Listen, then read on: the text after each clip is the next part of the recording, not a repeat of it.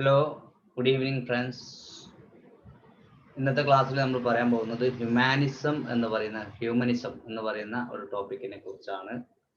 അപ്പോൾ അതിനെക്കുറിച്ച് വളരെ വിശദമായിട്ട് തന്നെ നമ്മൾ പറയാം. നമ്മൾ ഓൾറെഡി ക്ലാസിസിസം പറഞ്ഞു, നിയോ ക്ലാസിസിസം പറഞ്ഞു, ഇനി നമ്മൾ അതുപോലെ തന്നെ റൊമാൻറ്റിസിസം പറഞ്ഞു. ഇനി നമ്മൾ ഹ്യൂമനിസം എന്ന് പറയുന്ന ഒരു ടോപ്പിക്കാണ്, വളരെ ഇമ്പോർട്ടൻ്റ് ആണ്. ഓക്കെ, ഇത് നമ്മൾ പഠിച്ചിരിക്കണം. അതുപോലെ ചോദ്യങ്ങൾ നമുക്ക് പ്രതീക്ഷിക്കാവുന്ന ഒരു ഏരിയയാണ്. ഓക്കെ, അപ്പൊ ഏതായാലും നമ്മൾ അതിലേക്ക് കടക്കാണ്. എന്താണ് ഈ വേർഡ് ഹ്യൂമനിസം എന്നുള്ള ഒരു വേർഡ് കൊണ്ട് എന്തർത്ഥമാണ് ഉള്ളത് എന്നുള്ളത് എനിക്കറിയാം. എന്താണ് ഹ്യൂമനിസം എന്നതുകൊണ്ട് ഉദ്ദേശിക്കുന്നത്? What is humanism? ജസ്റ്റ് ഒന്ന് പറഞ്ഞു നോക്കൂ, ആർക്കും പറയാം.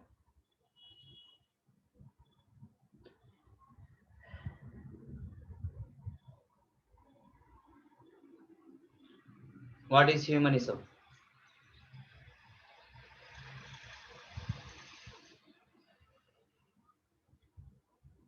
അറിയോ? എന്താണ് ഹ്യൂമാനിറ്റീസ് എന്ന് കേട്ടിട്ടില്ലേ നിങ്ങൾ? ഹ്യൂമാനിറ്റീസ് എന്താണ്? ഹ്യൂമാനിറ്റീസ് എന്ന് പറഞ്ഞാൽ ജസ്റ്റ് ഒരു ഐഡിയ ഉണ്ടാക്കി നമ്മൾ അതിന്റെ മുകളിൽ പോകാമെന്ന് വിചാരിച്ചിട്ടാ. ഹ്യൂമാനിറ്റീസ് പ്ലസ് ടുവിനൊക്കെ ഹ്യൂമാനിറ്റീസ് ഇല്ലല്ലേ? അതിലൊക്കെ എന്തൊക്കെ സബ്ജക്റ്റ് ആണുള്ളത്? ഹ്യൂമാനിറ്റീസിൽ ഏതൊക്കെയാണ് നമ്മൾ പഠിക്കുന്നത്?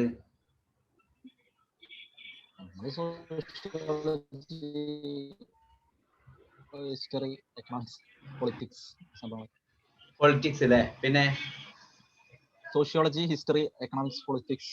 ഓക്കെ, സോഷ്യോളജി ഉണ്ട്, ഹിസ്റ്ററി ഉണ്ട്, എക്കണോമിക്സ്, പൊളിറ്റിക്സ്, ഈ സംഭവങ്ങളൊക്കെയാണ് അല്ലേ?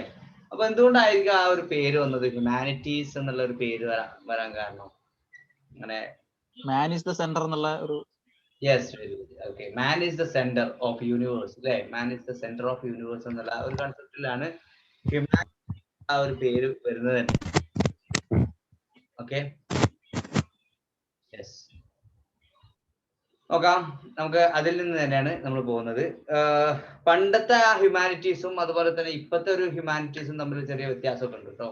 ഓക്കെ, പണ്ട് മാൻ ഇസ് ദ സെന്റർ എന്നുള്ള രൂപത്തിലായിരുന്നു. പിന്നെ അതുപോലെ തന്നെ ഇപ്പോഴും ആ ഒരു കൺസെപ്റ്റിൽ തന്നെ ഉപയോഗിക്കുന്നുണ്ടെങ്കിലും കൂടിയിട്ട് പണ്ടത്തെ അത്ര വളരെ പ്രാധാന്യം കൊടുക്കുന്ന ഒരു, അതായത് മനുഷ്യന് കൂടുതൽ പ്രാധാന്യം കൊടുക്കുന്ന ഒരു കാര്യമല്ല ഇപ്പൊ നമ്മൾ ഉപയോഗിച്ചുകൊണ്ടിരിക്കുന്നത് അല്ലെ, ഹ്യൂമാനിറ്റീസ് എന്ന് പറയുന്ന സമയത്ത്. അതുപോലെ ഒരു റിലീജിയസ് ആയിട്ടുള്ള ഒരു ടച്ച് ഉണ്ടായിരുന്നു പണ്ടത്തെ കാലത്തൊക്കെ.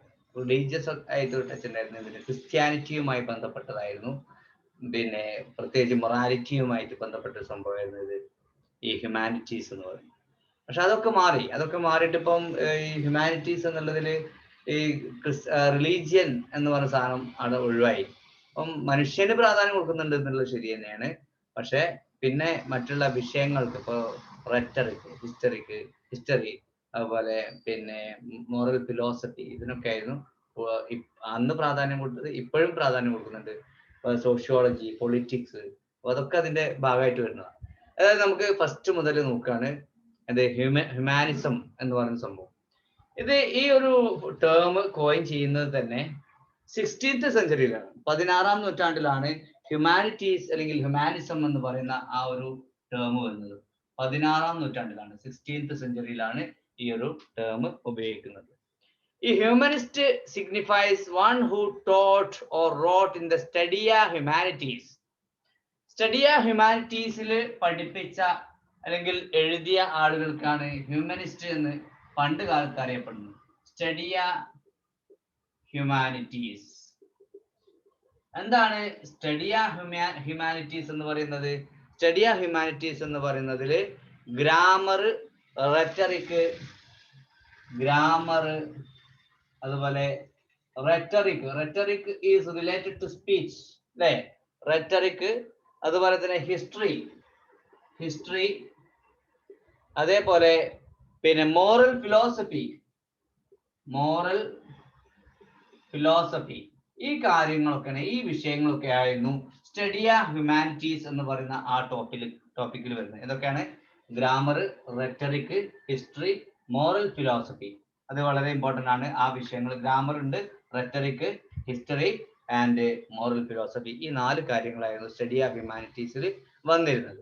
അപ്പൊ അത് പഠിപ്പിച്ച ഈ 4 കാര്യങ്ങൾ പഠിപ്പിച്ച അല്ലെങ്കിൽ ഈ 4 കാര്യങ്ങൾ എഴുതിയ ആളുകളെയാണ് നമ്മൾ ഹ്യൂമനിസ്റ്റ് എന്ന് പണ്ട് കാലത്ത് 16-ാം നൂറ്റാണ്ടിൽ പിന്നെ വിളിച്ചിരുന്നത്. 16-ാം നൂറ്റാണ്ട്. അപ്പോ ഇവിടെ ഈ വിഷയങ്ങൾക്ക് നമ്മൾ സ്റ്റഡി ഓഫ് ഹ്യൂമാനിറ്റീസ് എന്ന് പറയുന്ന സമയത്ത് അതിന്റെ ജസ്റ്റ് ഓപ്പോസിറ്റ് ആയിരുന്നു സയൻസ് വിഷയങ്ങൾ. അതായത് മാത്സ് അതുപോലെ നാച്ചുറൽ ഫിലോസഫി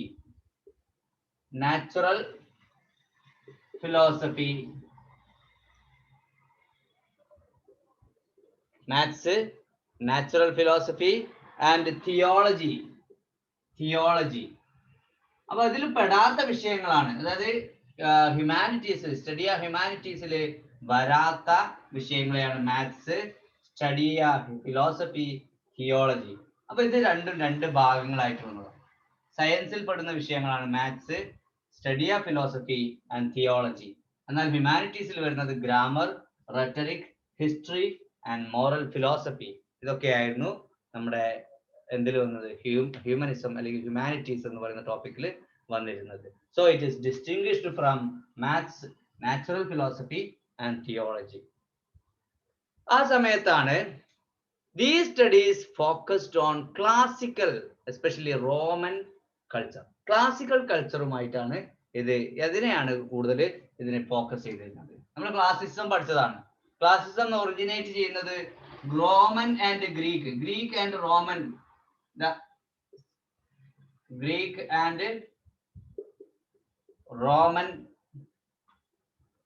വർക്കിൽ നിന്നാണ്. വർക്കിനെയാണ് നമ്മൾ എന്തിൽ വിളിച്ചിരുന്നത്, ക്ലാസിക്കൽ വർക്കുകൾ എന്ന് വിളിച്ചിരുന്നത്. ഓക്കെ, അപ്പൊ അതിന്റെ ആ ഒരു പാരമ്പര്യത്തിൽ എഴുതിയ ആളുകളെയാണ് നമ്മൾ ക്ലാസിക്കൽ റൈറ്റേഴ്സ് എന്ന് വിളിച്ചിരുന്നത്. പക്ഷേ ഇവിടെ നോക്കണേ, ഇപ്പൊ ഗ്രീക്ക് ആൻഡ് റോമൻ റൈറ്റേഴ്സ് ആണ്. അപ്പൊ ഇവിടെ നമ്മൾ പറയുന്നത് എന്താണെന്ന് വെച്ചാൽ, ഇവിടെ ഈ ഒരു പഠനം, ഹ്യൂമാനിറ്റീസ് എന്ന് പറയുന്ന പഠനം അവർ ഫോക്കസ് ചെയ്തിരുന്ന ഏരിയ എന്ന് പറയുന്നത് ഈ റോമൻ സംസ്കാരവുമായി ബന്ധപ്പെട്ടായിരുന്നു. ഓക്കെ, അല്ലെങ്കിൽ ആ ഒരു ക്ലാസിക്കൽ സംസ്കാരവുമായി ബന്ധപ്പെട്ടായിരുന്നു. അതിനെയായിരുന്നു ഇവർ ആധാരമാക്കിയിരുന്നത്. ഗ്രീക്ക് ആൻഡ് റോമൻ, ഗ്രീക്ക് ഇല്ല ഇവിടെ, റോമൻ എന്ന് മാത്രമേ ഉള്ളൂ കേട്ടോ. അപ്പൊ റോമൻ എന്താണ് ക്ലാസിക്കൽ ആയിട്ടുള്ള വർക്കുമായി ബന്ധപ്പെട്ട് അല്ലെങ്കിൽ അതിന്റെ ആ ഒരു ലൈഫ് സ്റ്റൈലുമായി ബന്ധപ്പെട്ടാണ് ഇവര് ഈ ഹ്യൂമനിസ്റ്റുകള് എന്താണ് വിഷയങ്ങൾ, അവരുടെ സബ്ജക്റ്റുകൾ പഠിപ്പിച്ചിരുന്നത്. They also wrote, അതുപോലെ തന്നെ they recovered, edited and expounded many ancient texts in Greek and Latin. ഇപ്പൊ ഞാൻ പറഞ്ഞു റോമൻ ആൻഡ് ഗ്രീക്കും ഉണ്ട് കേട്ടോ. Greek and Roman and Greek. ഞാൻ പറഞ്ഞു ക്ലാസിക്കൽ വർക്കിനെ ആധാരമാക്കിയിട്ടാണ് അവർ പഠിപ്പിച്ചിരുന്നത്, അവര് എഴുതിയിരുന്നത്. അപ്പൊ അതുകൊണ്ട് തന്നെ they emphasized speaking and writing good Latin. നമ്മുടെ ലാറ്റിൻ പഠിപ്പിക്കുക, നല്ല ലാറ്റിൻ പഠിപ്പിക്കുക, നല്ല ലാറ്റിൻ പറയിപ്പിക്കുക എന്നുള്ളതായിരുന്നു ആദ്യത്തെ അവരുടെ ലക്ഷ്യം. അതേപോലെ തന്നെ ആൻഷ്യന്റ് ആയിട്ടുള്ള ഗ്രീക്ക് അതുപോലെ തന്നെ ലാറ്റിൻ വർക്കുകളൊക്കെ അവർ എഡിറ്റ് ചെയ്തു, എന്നിട്ട് അവര് ആളുകളിലേക്ക് എത്തിച്ചു കൊടുക്കുക എന്നുള്ളതാണ് ഈ ഹ്യൂമനിസ്റ്റുകൾ ചെയ്ത പണിയാണ്. അവർ ക്ലാസിക്കൽ റൈറ്റേഴ്സിനെ പിന്താങ്ങി, അതായത് ഗ്രീക്ക് റോമൻ റൈറ്റേഴ്സ് ആയിട്ടുള്ള ക്ലാസിക്കൽ റൈറ്റേഴ്സിനെ അവര് അതേപോലെ ഫോളോ ചെയ്തു. എന്നിട്ട് അങ്ങനെ അന്നുള്ള വർക്കുകളൊക്കെ എടുത്തിട്ട്, ഗ്രീക്കിലെയും ലാറ്റിനിലെയും വർക്കുകളൊക്കെ എടുത്തിട്ട് അതൊക്കെ എഡിറ്റ് ചെയ്തു. അത് എഡിറ്റ് ചെയ്തിട്ട് ആളുകൾക്ക് വിതരണം ചെയ്തു കൊടുത്തു. അപ്പൊ അങ്ങനെ എന്ത് ചെയ്തു, യൂറോപ്യൻ നവോത്ഥാനത്തിന് തന്നെ വലിയ ഒരു സംഭാവനയാണ് ഇവർ ചെയ്തത്. Materials and ideas. യൂറോപ്യൻ നവോത്ഥാനത്തിന് വലിയ ഒരു സംഭാവന തന്നെ ആര് ചെയ്തു, നമ്മുടെ ഈ ഹ്യൂമനിസ്റ്റുകൾ ചെയ്തു. എങ്ങനെ അവര് ലാറ്റിൻ അതുപോലെ തന്നെ ഗ്രീക്ക് വർക്കുകളൊക്കെ എഡിറ്റ് ചെയ്യുകയും ആളുകളിലേക്ക്, അതുപോലെ തന്നെ അതിൽ ഒരുപാട് വർക്കുകൾ എഡിറ്റ് ചെയ്യാൻ മാത്രമല്ല പുതിയ വർക്കുകൾ എഴുതുകയും ചെയ്തു. ഇതേ ക്ലാസിക്കൽ റൈറ്റേഴ്സിനെ ഫോളോ ചെയ്തുകൊണ്ട് ഒരുപാട് വർക്കുകൾ എഴുതുകയും ചെയ്തു. അങ്ങനെ അവർ ഒരുപാട് കോൺട്രിബ്യൂഷൻ യൂറോപ്യൻ നവോത്ഥാനത്തിന് തന്നെ അവർ സംഭാവന ചെയ്തു. അതേപോലെ they also wrote educational, moral and political themes. വിദ്യാഭ്യാസപരമായിട്ടുള്ള, ധാർമ്മികപരമായിട്ടുള്ള, അതുപോലെ തന്നെ രാഷ്ട്രീയപരമായിട്ടുള്ള തീമിനെ ബേസ് ചെയ്തിട്ടാണ് അവര് എഴുതിയത്. അവർ ശരിക്ക് ഫോളോ ചെയ്തിരുന്നത് ഗ്രീക്ക് റൈറ്റേഴ്സ് ആയിട്ടുള്ള അരിസ്റ്റോട്ടലിനെയും പ്ലാറ്റോയെയും സിസേറോ എന്ന് പറയുന്നവർ. ഇവരൊക്കെ ക്ലാസിക്കൽ റൈറ്റേഴ്സ് ആണല്ലോ. അരിസ്റ്റോട്ടിൽ നമ്മൾ പഠിച്ചതാണ്. അരിസ്റ്റോട്ടിൽ ക്ലാസിക്കൽ ആണ്, പ്ലാറ്റോ ക്ലാസിക്കൽ ആണ്, ഇവരൊക്കെ ഗ്രീക്ക് റൈറ്റേഴ്സ് ആണ്. പിന്നെ മറ്റൊരു റൈറ്ററാണ് സിസേറോ എന്ന് പറയുന്ന റൈറ്റർ. ഇവരുടെ വർക്കിനെയൊക്കെ ബേസ് ചെയ്തുകൊണ്ടാണ് അവർ എഴുതിയിരുന്നത്. അതായത് എഡ്യൂക്കേഷണൽ ആയിട്ടുള്ള, മോറൽ ആയിട്ടുള്ള, പൊളിറ്റിക്കൽ ആയിട്ടുള്ള തീംസ് ആണ് അവര് അവരുടെ വർക്കിൽ എഴുതിയിരുന്നത്. അത് തന്നെ അവർ ഫോളോ ചെയ്തിരുന്നത് 3 റൈറ്റേഴ്സാണ്, മെയിൻ ആയിട്ട് 3 റൈറ്റേഴ്സാണ്, പ്ലാറ്റോ, അരിസ്റ്റോട്ടിൽ ആൻഡ് സിസേറോ. അപ്പൊ ആ സിസേറോനെ ഒന്ന് ആലോചിച്ച് നോക്കുക, ബാക്കിയുള്ളതൊക്കെ നമുക്ക് കിട്ടും. പക്ഷെ സിസേറോ എന്ന് പറയുന്ന റൈറ്റർ കൂടി ഒരു ക്ലാസിക്കൽ റൈറ്റർ ആണ്. അവരെയും ഇവര് ഫോളോ ചെയ്തു, ഹ്യൂമനിസ്റ്റുകൾ. ഈ ഹ്യൂമനിസം എന്ന് പറയുന്ന ആ വാക്ക് 19ാം നൂറ്റാണ്ടിലാണ് ആ വേർഡ് ആയിട്ട് കോയിൻ ചെയ്യുന്നത്. 19th സെഞ്ചുറിയിലാണ് ആ ഹ്യൂമനിസം എന്നുള്ള വേർഡ്, ഞാൻ നേരത്തെ പറഞ്ഞത് ഹ്യൂമനിസ്റ്റ് എന്നുള്ള വേർഡായിരുന്നു, അത് 16ാം നൂറ്റാണ്ടിലുണ്ട്. ആ ഹ്യൂമനിസ്റ്റ് എന്നുള്ള വേർഡ് സ്റ്റഡിയ ഹ്യൂമാനിറ്റീസ് എന്ന് പറയുന്ന ആ വാക്കിൽ നിന്നാണ് നമുക്ക് കിട്ടിയത് എന്ന് പറഞ്ഞു. അതിൽ ഉൾപ്പെട്ടിരുന്നത് ഗ്രാമർ, റെറ്ററിക്, ഹിസ്റ്ററി ആൻഡ് പിന്നെ അതുപോലെ തന്നെ പോയട്രി ഉണ്ട്, ഫിലോസഫി, മോറൽ ഫിലോസഫി ഉണ്ട്. ഈ സംഭവങ്ങളൊക്കെയാണ് അതിൽ ഉൾപ്പെട്ടിരുന്നത് എന്ന് പറഞ്ഞു. എന്നാൽ ഹ്യൂമനിസം എന്നുള്ള ഇസം ഫോം ചെയ്തത് 19ാം നൂറ്റാണ്ടിലാണ്. ഹ്യൂമനിസം എന്ന് പറയുന്ന ആ ഒരു ഇസം, ആ ഒരു മൂവ്മെന്റ് ആയിട്ട് വരുന്നത് 19ാം നൂറ്റാണ്ടിലാണ്. 1800-കൾക്ക് ശേഷം, 1900-ന് മുമ്പ് 19ാം നൂറ്റാണ്ടിലാണ് ഈ ഹ്യൂമനിസം എന്നുള്ള വേർഡ് കോയിൻ ചെയ്യുന്നത്. എന്തിനാണ് ആ വാക്ക് കോയിൻ ചെയ്തത് എന്ന് അറിയോ? To indicate the view of human nature, മനുഷ്യന്റെ പ്രകൃതത്തെ സൂചിപ്പിക്കാനാണ്. മനുഷ്യന്റെ പ്രകൃതം, മനുഷ്യന്റെ സ്വഭാവം, അതിനെ സൂചിപ്പിക്കാൻ വേണ്ടിയിട്ടാണ്. ദ ജനറൽ വാല്യൂസ്, അദ്ദേഹത്തിന്റെ മൂല്യങ്ങളെ കുറിച്ച് പറയാൻ വേണ്ടിയിട്ട്. ആൻഡ് എഡ്യൂക്കേഷണൽ ഐഡിയാസ്, അതുപോലെ വിദ്യാഭ്യാസപരമായ ആശയങ്ങളെ കുറിച്ച് പറയാൻ വേണ്ടിയിട്ട്. ടു മെനി റിനൈസൻസ് ഹ്യൂമനിസ്റ്റ്, പല നവോത്ഥാന ഹ്യൂമനിസ്റ്റുകൾക്ക് അവരുടെ പിന്നെ വിദ്യാഭ്യാസപരമായിട്ടുള്ള മനുഷ്യന്റെ മൂല്യത്തെ കുറിക്കാനും, അതുപോലെ തന്നെ പിന്നെ general values and human nature, മനുഷ്യന്റെ സ്വഭാവത്തെ കുറിക്കാനും ഒക്കെ ആയിരുന്നു ഈ ഒരു വേർഡ് ഹ്യൂമനിസം എന്ന് പറയുന്ന ഒരു വേർഡ് കോയിൻ ചെയ്തത് 19ാം നൂറ്റാണ്ടിലാണ്. എന്തിനാണെന്ന് വെച്ചിട്ടുണ്ടെങ്കിൽ human nature, general values and educational ideas, ഈ 3 കാര്യങ്ങളാണ് ഹ്യൂമനിസം എന്ന് പറഞ്ഞ ആ ഒരു ടോപ്പിക്കിൽ വന്നത്. ഹ്യൂമൻ നേച്ചർ, അതുപോലെ general values and educational ideas. Okay, human nature, മനുഷ്യന്റെ സ്വഭാവം, human nature, general values and educational ideas. ഈ 3 കാര്യങ്ങളാണ് എന്തിൽ വന്നത്? ഈ 3 കാര്യങ്ങളാണ് നമ്മുടെ ഹ്യൂമനിസം എന്ന് പറയുന്ന ടോപ്പിക്കിൽ 19ാം നൂറ്റാണ്ടിൽ കോയിൻ ചെയ്ത ഹ്യൂമനിസം എന്ന് പറയുന്ന ടോപ്പിക്കിൽ വന്നത്. Human nature, general values and educational ideas, ഈ 3 കാര്യങ്ങളാണ് വന്നത്. എന്നാൽ ഈ വേർഡ് ഹ്യൂമനിസ്റ്റ് എന്നുള്ള വേർഡ് 16ാം നൂറ്റാണ്ടിൽ ഉണ്ടായിരുന്നു. അതിൽ ഉൾപ്പെട്ട ടോപ്പിക്കുകൾ ഞാൻ പറഞ്ഞു: rhetoric, history, poetry, grammar and moral philosophy.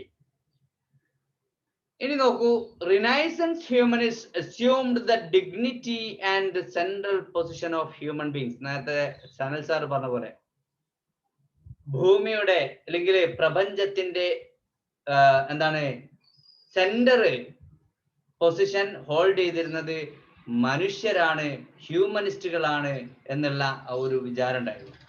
അങ്ങനെയാണ് ഹ്യൂമനിസ്റ്റ് എന്നുള്ള ഒരു വേർഡ് വന്നത്. Renaissance humanists assumed the dignity and central position of human beings in the universe.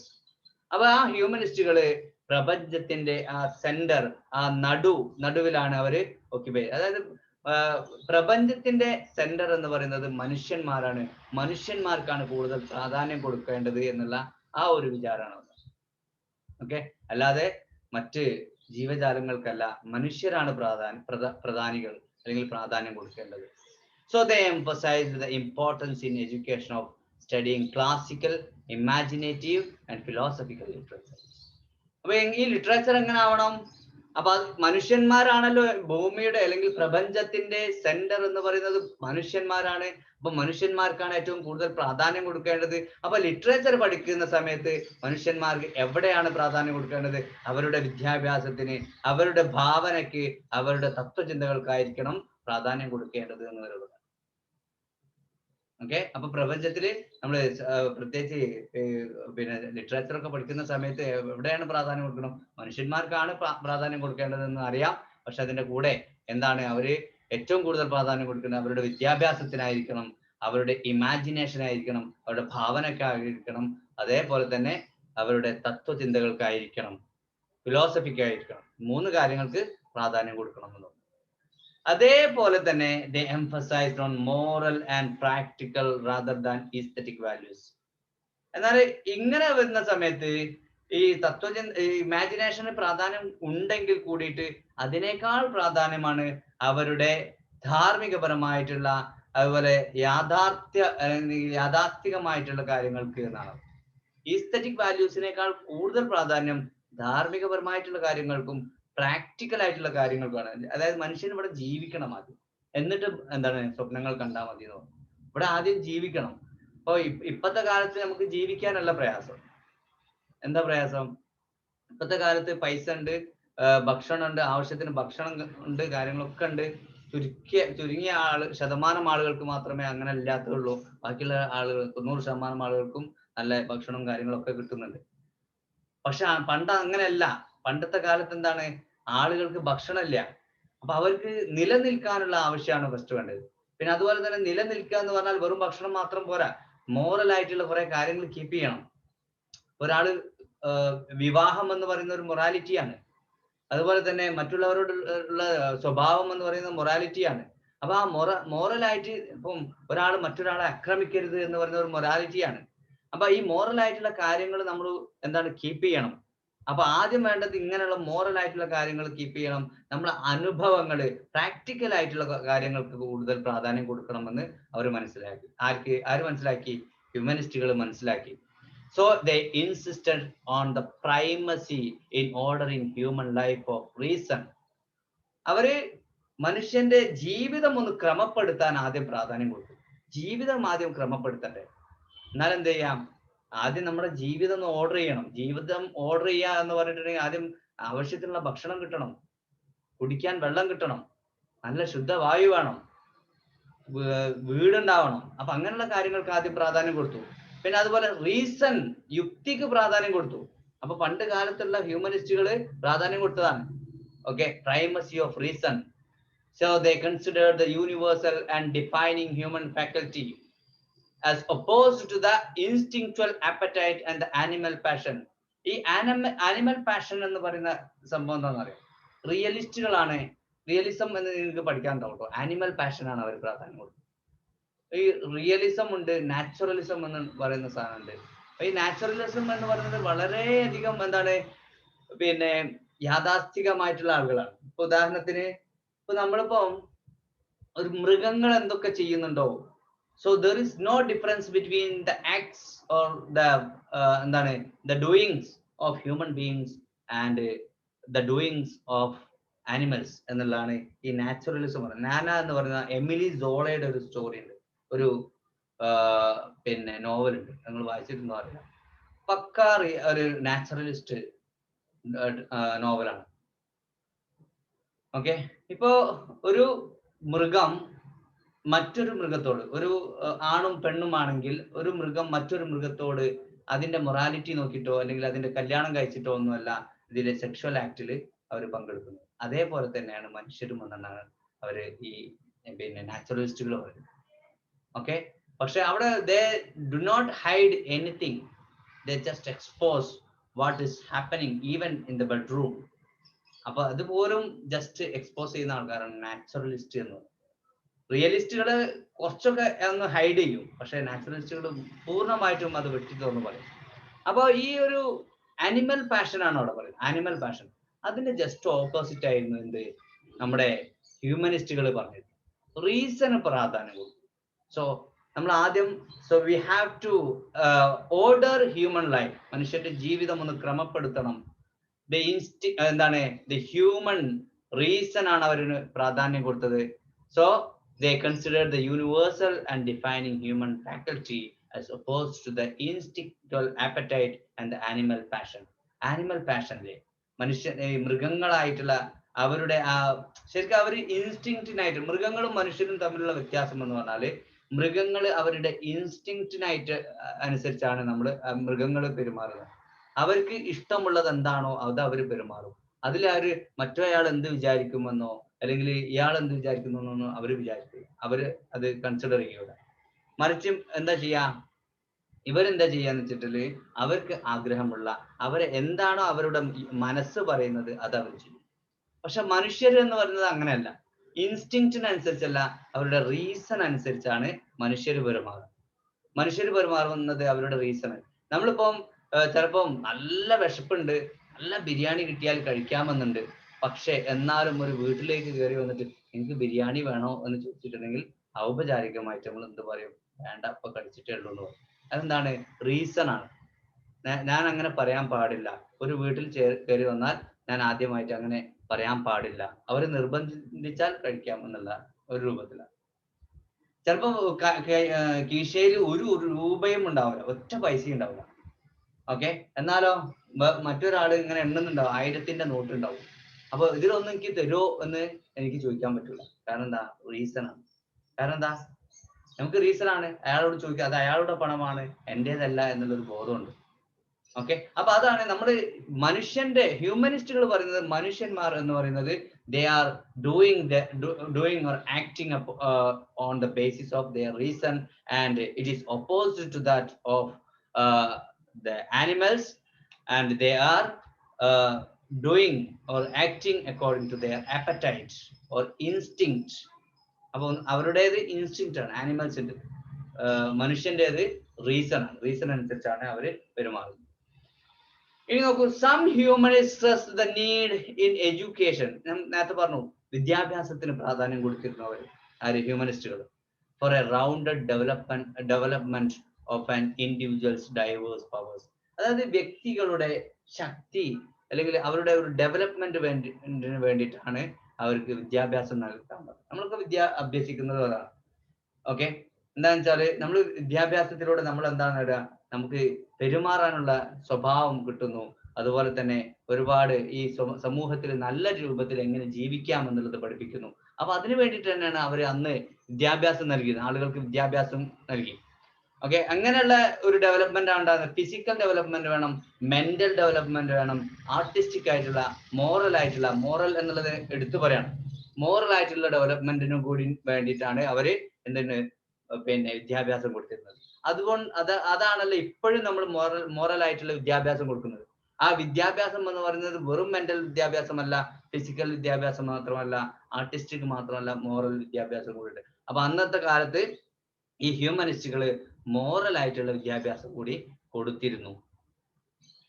എന്നാൽ ഇപ്പോഴത്തെ കാലത്ത് നമ്മള് ഹ്യൂമനിസം എന്നത് കൊണ്ട് ഉദ്ദേശിക്കുന്നത്, ഹ്യൂമാനിറ്റീസ് എന്നൊക്കെ കൊണ്ട് ഉദ്ദേശിക്കുന്നത് it connotes those thinkers who base truth on human experience. അവിടെ മൊറാലിറ്റിക്കല്ല, ഇപ്പോഴത്തെ കാലത്ത് മൊറാലിറ്റിക്കല്ല, മനുഷ്യന്റെ അനുഭവങ്ങൾക്കാണ് അവിടെ പ്രാധാന്യം കൊടുക്കുന്നത്. അതിന് അനുഭവങ്ങളുടെ സത്യമാണ്. ആൻഡ് റീസൺ, അതുപോലെ യുക്തി, മനുഷ്യന്റെ അനുഭവങ്ങളുടെയും യുക്തിയുടെയും അതിലാണ് കേന്ദ്രീകരിച്ചിരിക്കുന്നത് ഇന്നത്തെ ഹ്യൂമനിസ്റ്റുകളുടെ പ്രവർത്തനം. And who base values on human nature. അതുപോലെ മനുഷ്യന്റെ സ്വഭാവം, മനുഷ്യന്റെ റീസൺ, യുക്തി, മനുഷ്യന്റെ അനുഭവങ്ങൾ, ഇതിനൊക്കെയാണ് പ്രാധാന്യം കൊടുക്കുന്നത്. മനുഷ്യന്റെ സംസ്കാരം, അവരുടെ കൾച്ചർ, അവരുടെ നേച്ചർ, സ്വഭാവം, അതുപോലെ തന്നെ അവരുടെ അനുഭവങ്ങൾ, അവരുടെ യുക്തി, ഇതിനാണ് ഇന്നത്തെ ഹ്യൂമനിസ്റ്റുകൾ പ്രാധാന്യം കൊടുക്കുന്നത്. പക്ഷെ പണ്ടത്തെ കാലത്ത് ഞാൻ പറഞ്ഞു അവര് റിലീജിയസ് ആയിട്ടുള്ള കാര്യങ്ങൾക്കാണ് പ്രാധാന്യം കൊടുത്തിരുന്നത്, അതായത് മൊറാലിറ്റിക്കാണ് പ്രാധാന്യം കൊടുത്തിരുന്നത്. പണ്ടത്തെ ഹ്യൂമനിസ്റ്റുകൾ മൊറാലിറ്റിക്കാണ് പ്രാധാന്യം കൊടുത്തത്. They regard religious revelation as a warrant for basic truth and values. നമുക്ക് മൂല്യം ഉണ്ടാവണമെങ്കിൽ, നല്ല സ്വഭാവം ഉണ്ടാവണമെങ്കിൽ നമുക്ക് എന്ത് വേണം? മതവിദ്യാഭ്യാസം വേണം. മതപരമായിട്ടുള്ള ധാർമ്മിക ബോധം വേണം. എന്നാൽ മാത്രമേ ഒരു നല്ല മനുഷ്യനാവൂ എന്ന് പണ്ടത്തെ ഹ്യൂമനിസ്റ്റുകൾ വിശ്വസിച്ചു. അതുകൊണ്ടാണ് അവരെ നമ്മൾ വിളിക്കുന്നത് ക്രിസ്ത്യൻ ഹ്യൂമനിസം എന്ന് പറയുന്നത്. ക്രിസ്ത്യൻ എന്താണ് ഹ്യൂമനിസ്റ്റുകൾ എന്നാണ് അവർക്ക് വിളിക്കുക, അവരെ വിളിക്കുക ക്രിസ്ത്യൻ ഹ്യൂമനിസ്റ്റുകൾ. ഓക്കെ, അപ്പൊ അവർ വിശ്വസിച്ചിരുന്ന എന്താണ്, അവർക്ക് വെറും വിദ്യാഭ്യാസം കൊടുത്താൽ പോരാ, മതപരമായിട്ടുള്ള വിദ്യാഭ്യാസം കൊടുക്കണം. മതപരമായിട്ടുള്ള വിദ്യാഭ്യാസത്തിലൂടെ മാത്രമേ അവർക്ക് എന്താണ് ഒരു ജീവിതത്തിൽ നല്ല സ്വഭാവം ഉണ്ടാവുള്ളൂ, ജീവിതത്തിൽ ഒരു അടുക്കും ചിട്ടി ഉണ്ടാവുള്ളൂ എന്നുള്ളത് കൊണ്ടാണ് അവര് അന്ന് മതവിദ്യാഭ്യാസത്തിന് പ്രാധാന്യം കൊടുത്തു. പക്ഷെ ഇപ്പൊ അങ്ങനല്ല.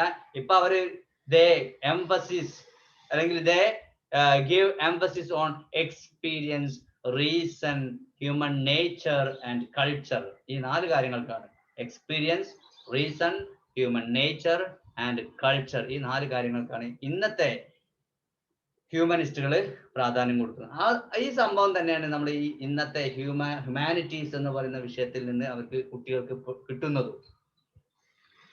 Renaissance humanist were pious Christians. കുറച്ച് ആളുകൾ മാത്രമേ ഒഴിവുള്ളൂ, ബാക്കിയുള്ളതൊക്കെ പയസ് ക്രിസ്ത്യൻസ് ആയിരുന്നു. ഈ റിനൈസൻസ് നവോത്ഥാന കാലത്തെ ഹ്യൂമനിസ്റ്റുകൾ എന്തായിരുന്നു?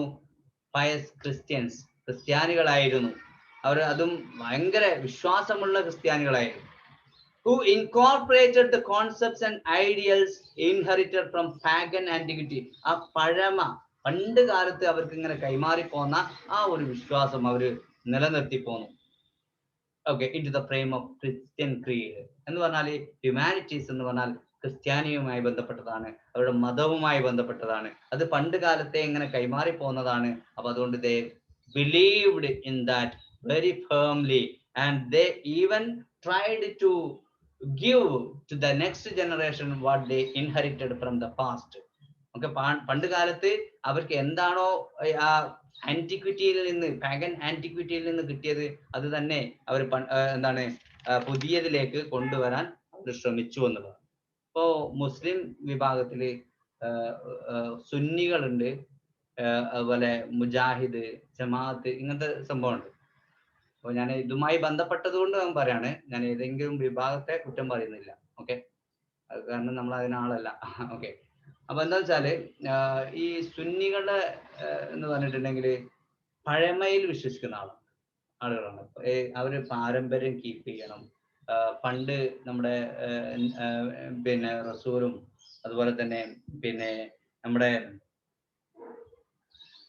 സ്വഹാബിമാർ എന്ന് പറയുന്നത്, അതായത് നബിയുടെ പിന്നെ സഹായികള്, അപ്പൊ അവരൊക്കെ ചെയ്തു പോന്ന കാര്യങ്ങൾ അത് അതേപോലെ തന്നെ ചെയ്യണം എന്നുള്ള ഒരു പിന്നെ എന്താണ് വിശ്വാസികളാണ് സുന്നികൾ എന്നുള്ളത്.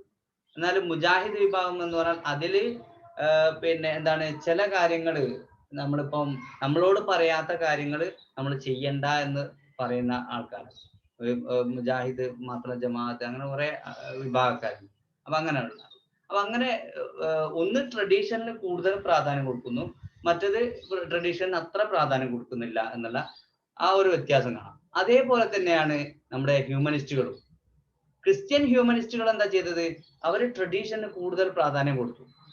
അപ്പൊ പണ്ട് കാലത്ത് നമുക്ക് കൈമാറി പോകുന്ന സംഭവങ്ങളാണല്ലോ, അപ്പൊ അത് ഇനിയും എന്താണ് അതേപോലെ തന്നെ തുടർന്ന് പോരണം എന്നുള്ള ചിന്താഗതിക്കാരായിരുന്നു ആര്? ക്രിസ്ത്യൻ ഹ്യൂമനിസ്റ്റുകൾ. പക്ഷെ ഇന്നത്തെ ഹ്യൂമനിസ്റ്റുകൾ അങ്ങനല്ല. അവര് റിലീജിയൻ എന്ന് പറഞ്ഞ ആ ഒരു സംഭവമേ ഇല്ല. ക്രിസ്ത്യൻ ഹ്യൂമനിസം എന്ന് പറഞ്ഞാൽ ക്രിസ്ത്യൻ എന്ന് പറഞ്ഞ സംഭവം ഒഴിവാക്കി. ഓക്കെ, ഇപ്പൊ എന്താണ് അവരുടെ അനുഭവങ്ങൾക്ക്, അവരുടെ സംസ്കാരത്തിന്, അവരുടെ കൾച്ചർ, അവരുടെ പിന്നെ എന്താണ് എഡ്യൂക്കേഷൻ, ഇതിനൊക്കെ കൂടുതൽ പ്രാധാന്യം കൊടുക്കുന്ന ആളുകളാണ് ഈ ഹ്യൂമനിസ്റ്റുകൾ എന്ന് ഇപ്പോഴത്തെ ഹ്യൂമനിസ്റ്റുകൾ. They tended to emphasize the values achievable by human beings in this world rather than in an afterlife. പിന്നെ മറ്റൊരു കാര്യം ഇവരുടെ പ്രത്യേകത എന്ന് പറഞ്ഞിട്ടുണ്ടെങ്കിൽ, ഹ്യൂമനിസ്റ്റുകളുടെ പ്രത്യേകത എന്ന് പറഞ്ഞിട്ടുണ്ടെങ്കിൽ, ഈ ലോകത്ത് കൊടുക്കുന്ന വാല്യൂസ് ആണ് അവർ കൂടുതൽ പ്രാധാന്യം. ഇന്നത്തെ ആ ഹ്യൂമനിസ്റ്റുകൾ കേട്ടോ, അതായത് ക്രിസ്ത്യൻ ഹ്യൂമനിസ്റ്റുകളെ കുറിച്ചല്ല പറയുന്നത്, ഈ ലോകത്ത് നമുക്ക് കിട്ടുന്ന വാല്യൂസ്, അതായത് പരലോകത്തല്ല, ഈ മരിച്ചതിന് ശേഷം കിട്ടുന്നതല്ല, ഈ ലോകത്ത് നമുക്ക് കിട്ടുന്ന വാല്യൂസിന് അവർ പ്രാധാന്യം കൊടുക്കും. rather than in an afterlife, and to minimize the earlier emphasis on the innate corruption of human beings and on the ideals of asceticism and of withdrawal from this world in a preoccupation with the world hereafter. അതായത് അവരെന്താ ചെയ്തതെന്ന് വെച്ചിട്ടുണ്ടെങ്കിൽ അവര് ഈ ലോകത്ത് നിന്ന് തന്നെ നമുക്ക് കിട്ടുന്ന വാല്യൂസിന് അവർ പ്രാധാന്യം കൊടുത്തു. ഈ ലോകത്ത് നിന്ന് മരിച്ചതിന് ശേഷം കിട്ടുന്ന വാല്യൂസ് അല്ല. പക്ഷെ ക്രിസ്ത്യൻ ഹ്യൂമനിസ്റ്റുകൾ കിട്ടിയെന്ന് ഈ ലോകത്ത് നിങ്ങൾ സുഖങ്ങൾ അനുഭവിക്കേണ്ട ആവശ്യമില്ല, നിങ്ങൾ ഇപ്പോൾ പ്രയാസങ്ങൾ അനുഭവിച്ചുകൊള്ളൂ, ഭാവിയിൽ നിങ്ങൾ ഈ മരണാനന്തര ജീവിതത്തിൽ നിങ്ങൾക്ക് സ്വർഗം കിട്ടുമെന്നാണ് ക്രിസ്ത്യൻ ഹ്യൂമനിസ്റ്റുകൾ പറഞ്ഞത്. പക്ഷെ ഇവരങ്ങനെയല്ല പറഞ്ഞത്. നിങ്ങൾക്ക് കിട്ടേണ്ടത് ഈ ലോകത്ത് നിന്ന് തന്നെ കിട്ടണം. അപ്പൊ ഈ ലോകത്ത് നിന്ന് നിങ്ങൾക്ക് വാല്യൂസ് കിട്ടണമെങ്കിൽ നിങ്ങൾക്ക് വിദ്യാഭ്യാസം വേണം, സംസ്കാരം വേണം, നിങ്ങൾക്ക് കൾച്ചർ വേണം. ഈ കാര്യങ്ങളൊക്കെ നിങ്ങൾക്ക് സമൂഹവുമായി നല്ല രൂപത്തിൽ ഇടപെടണം, മൊറാലിറ്റി വേണം. ഇപ്പൊ ഈ കാര്യങ്ങളൊക്കെ നിങ്ങൾക്ക് ഉണ്ടെങ്കിലേ നിങ്ങൾക്ക് ഈ പരലോകത്ത് ഈ ജീവിതത്തിന് ശേഷം നിങ്ങൾക്കൊരു ഈ ജീവിതത്തിന് ശേഷമല്ല, ഈ ജീവിതത്തിൽ നിങ്ങൾക്കൊരു നല്ല ജീവിതം നയിക്കാൻ പറ്റൂ എന്നാണ് ഇപ്പോഴത്തെ റിനൈസൻസ് ഹ്യൂമനിസ്റ്റുകൾ പറയുന്നത്. Okay, and to minimize the earlier emphasis. അതുപോലെ തന്നെ പണ്ട് കാലത്ത് പറഞ്ഞിരുന്ന ആ ഒരു ഈ ലോകത്തെ പ്രയാസങ്ങളും പ്രശ്നങ്ങളും ഒക്കെ നിങ്ങൾ സഹിക്കൂ, എന്നാൽ നിങ്ങൾക്ക് പിന്നീടുള്ള ജീവിതത്തിൽ ഈ മരണാനന്തര ജീവിതത്തിൽ നിങ്ങൾക്ക് ഒരുപാട് ഗുണങ്ങൾ ഉണ്ടാവും എന്ന് പറയുന്ന ആ ഒരു തത്വത്തെ ഇങ്ങനെ കുറച്ച് കൊണ്ടുപോകും. എന്ന് പറഞ്ഞാൽ അങ്ങനെയല്ല, ഈ ലോകത്ത് തന്നെയാണ് നമുക്ക് സുഖങ്ങൾ കിട്ടേണ്ടത്, ഈ ലോകത്ത് തന്നെയാണ് വാല്യൂസ് ഉണ്ടാവേണ്ടത് എന്നുള്ളത് പറയാണ്. നിങ്ങൾ സൺഡേ മോർണിംഗ് എന്ന് പറയുന്ന ഒരു വർക്ക് വായിച്ചിട്ടുണ്ടോ? പോയട്രി ആരുതാന്നറിയോ? അറിയെങ്കിലും അറിയുന്ന അറിയില്ല.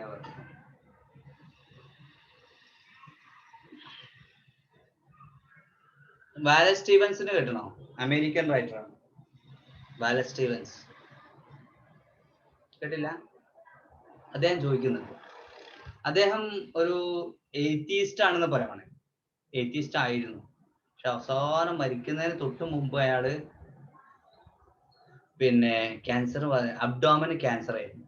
അങ്ങനെ പെട്ടെന്ന് ഒരു റിലീജിയൻ മറ്റൊരു റിലീജിയൻ, ക്രിസ്ത്യാനിറ്റിയിൽ തന്നെ പ്യൂരിറ്റാനിസം അതുപോലെ തന്നെ കാത്തലിസിസം ഈ സംഭവങ്ങളൊക്കെ ഉണ്ടല്ലോ. അപ്പോൾ ഒരു കാത്തലിസത്തിൽ നിന്നാണ് തോന്നുന്നു കൺവേർട്ട് ചെയ്തു. റോമൻ കാത്തലിസത്തിൽ നിന്ന് മറ്റ് ഒരു വിഭാഗം കൂടി ഉണ്ടല്ലോ, കാത്തലിസവും പിന്നെ പ്രൊട്ടസ്റ്റാന്റിസം. പ്രൊട്ടസ്റ്റന്റ്. അപ്പൊ ഏതോ ഒന്നിൽ നിന്ന് മറ്റേലേക്ക് കൺവേർട്ട് ചെയ്യുന്നുണ്ട്. പക്ഷെ അദ്ദേഹത്തിന്റെ പാരന്റ്സ് വൈഫ് ആദ്യം മരിച്ചിട്ടുണ്ട്, പിന്നെ മകളാണുള്ളത്. മകളായിരുന്നു ലാസ്റ്റ് അദ്ദേഹത്തെ നോക്കിയതൊക്കെ.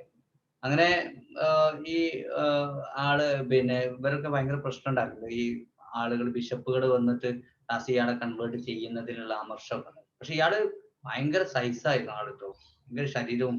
ഈ ഹെമിംഗ്വേ അറിയില്ല നിങ്ങള്? ഏണസ്റ്റ് ഹെമിംഗ്വേ, അയാളോട് ഡയറക്റ്റ് ആയിട്ട് ഫൈറ്റ് ചെയ്തിട്ടുണ്ട് ആര്? ഈ വാലസ് സ്റ്റീവൻസ്. നല്ല വെള്ളം അടിക്കും, എന്നിട്ട് വെള്ളം അടിച്ചിട്ട് ഫൈറ്റ് ചെയ്ത് പിന്നെ ലാസ്റ്റ് ഇയാൾക്കും നല്ല കിട്ടിയിട്ടുണ്ട്, ഹെമിംഗ്വേനോട്. അമേരിക്കൻ റൈറ്റേഴ്സ് ആണ് രണ്ടും, ഏണസ്റ്റ് ഹെമിംഗ്വേയും ഇയാളും ഒക്കെ. അപ്പൊ ഏതായാലും വേണ്ടില്ല, അയാള് പറയുന്നുണ്ട്, അതെ സൺഡേ മോർണിംഗ് എന്ന് പറയുന്ന ഒരു വർക്കില് ഇയാൾ പറയുന്നത് എന്താ അറിയോ?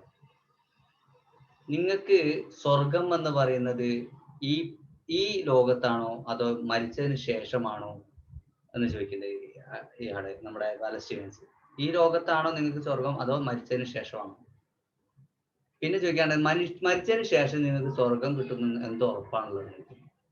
മരിച്ചതിന് ശേഷം നിങ്ങൾക്ക് സ്വർഗം കിട്ടുന്ന എന്തോ ഉറപ്പാണ്?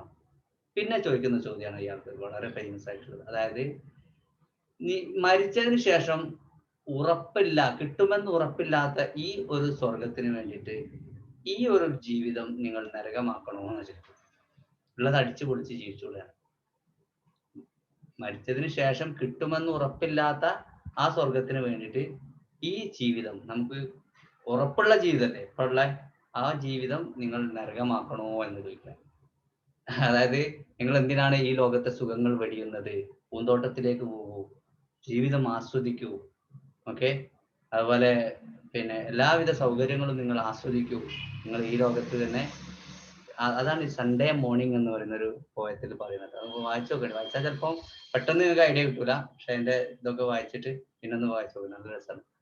Okay, yes. അപ്പോ ഇതാണ് ഇതിൽ പറയുന്നത്. ഈ ഒരു അവര് പണ്ട് കാലത്ത് ക്രിസ്ത്യൻ ഹ്യൂമനിസം പറഞ്ഞിരുന്ന എന്താണ്, നമ്മൾ ഈ ലോകത്ത് ഒരുപാട് പ്രയാസങ്ങൾ ഉണ്ടാവും, അതൊക്കെ നമ്മൾ സഹിച്ചോളൂ, എന്നിട്ട് അടുത്ത ലോകത്ത്, അതായത് മരണാനന്തര ജീവിതത്തിൽ നിങ്ങൾക്ക് ആസ്വദിക്കാലോ എന്നാ പറയുന്നത്. ആ ഒരു സംഭവത്തെ നമ്മുടെ ഇപ്പത്തെ ഹ്യൂമനിസ്റ്റുകൾ ഇങ്ങനെ കുറച്ച് വന്നു. അങ്ങനല്ല, ഈ ലോകത്ത് തന്നെയാണ് നമ്മുടെ വാല്യൂസ് വേണ്ടത്, ഈ ലോകത്ത് തന്നെയാണ് നമുക്ക് കൾച്ചർ വേണ്ടത്, ഈ ലോകത്താണ് നമുക്ക് അനുഭവങ്ങൾ ഉള്ളത്. അവിടെ നമുക്ക് എന്ത് കിട്ടണം? നല്ല ജീവിതം കിട്ടണം. അപ്പൊ അതിന് നമുക്ക് നല്ല വിദ്യാഭ്യാസം വേണം എന്നുള്ളത്. അതിനാണല്ലോ അപ്പൊ നമ്മൾ പഠിപ്പിക്കുന്നത്. ഓക്കെ, ഇപ്പോ ഈ ക്ലാസിക്കൽ ആൻഡ് ക്രിസ്ത്യൻ പിന്നെ ഹ്യൂമനിസ്റ്റുകളില്ലേ, ക്രിസ്ത്യൻ ഹ്യൂമനിസ്റ്റുകൾ and classical and Christian views are represented by sir Philip Sidney. ആരൊക്കെയായിരുന്നു അതിൽപ്പെട്ട ആളുകള്? സർ ഫിലിപ്പ് സിഡ്നി,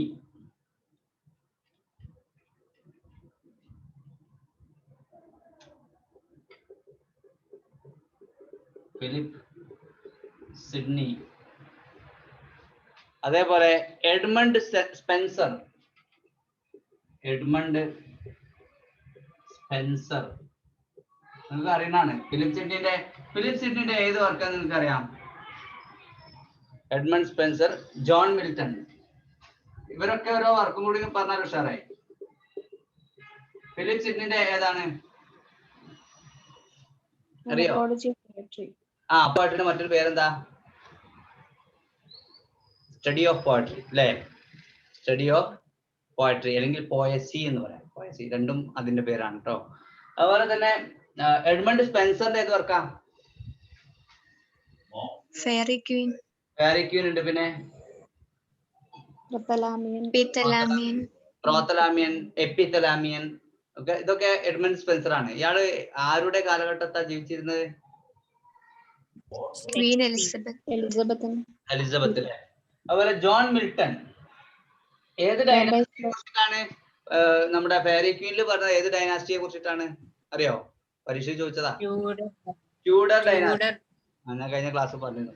പിന്നെ അതുപോലെ ജോൺ മിൽട്ടന്റെ ഏതാണ് ഏറ്റവും ഫേമസ് ആയിട്ടുള്ളത്?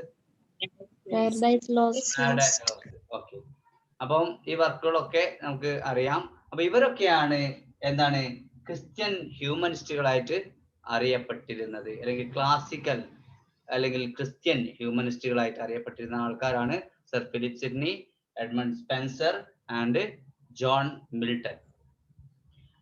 ഓക്കെ, പിന്നെ നോക്കൂ, പിന്നെയാണ് ശാസ്ത്രത്തിന്റെ ഒരു അതിപ്രസരം അല്ലെങ്കിൽ ഒരു അതിക്രമം വരുന്നത്.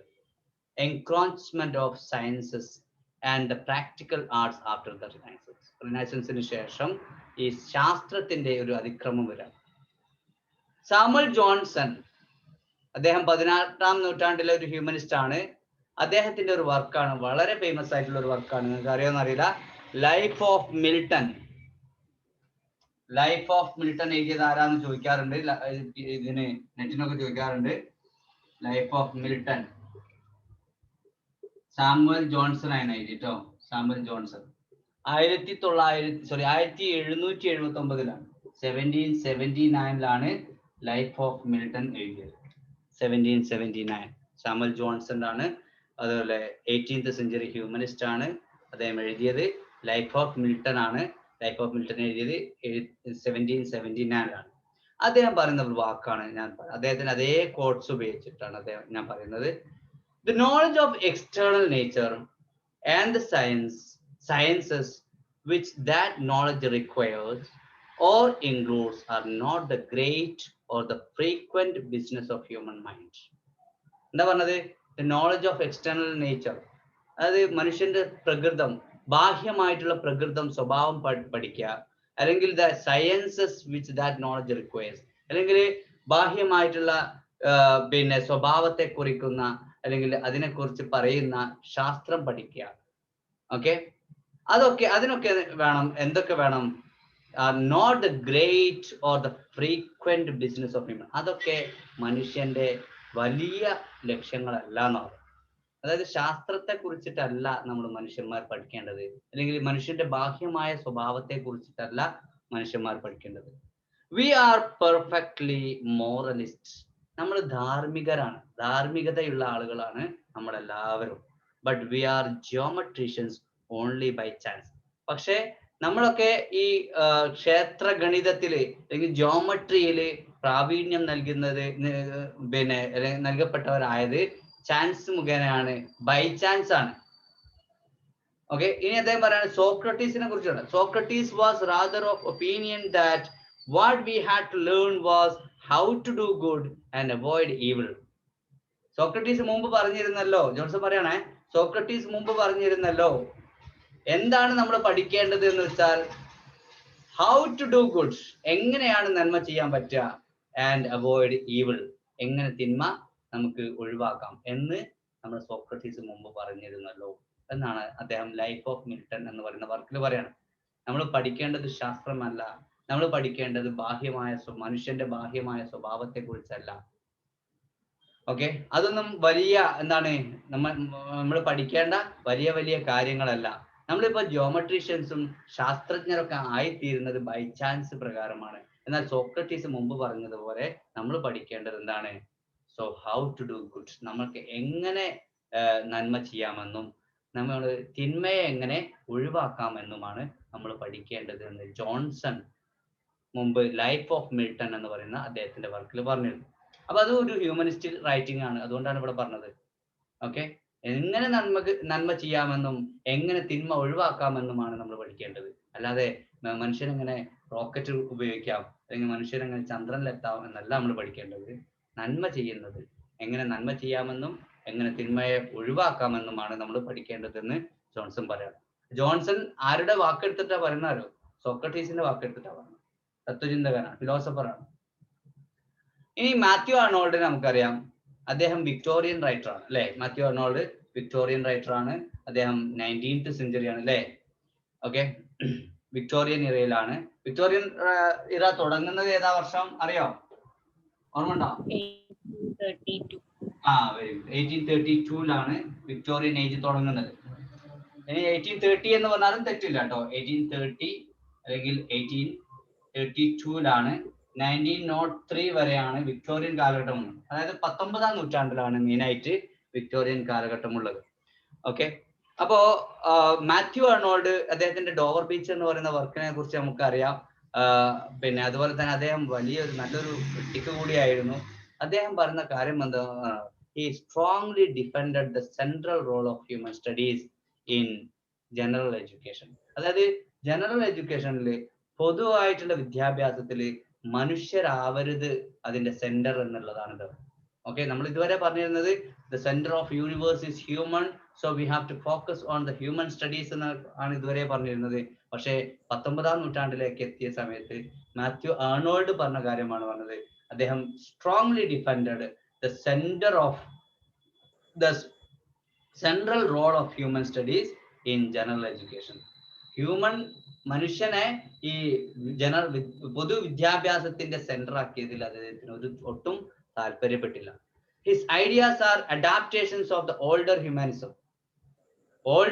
പഴയ ഹ്യൂമനിസത്തിന്റെ ചെറിയൊരു ഒരു അഡാപ്റ്റേഷൻ ആണ്, ഒരു രൂപമാറ്റമാണ് പിന്നീട് 18ാം നൂറ്റാണ്ടിൽ വന്നത്.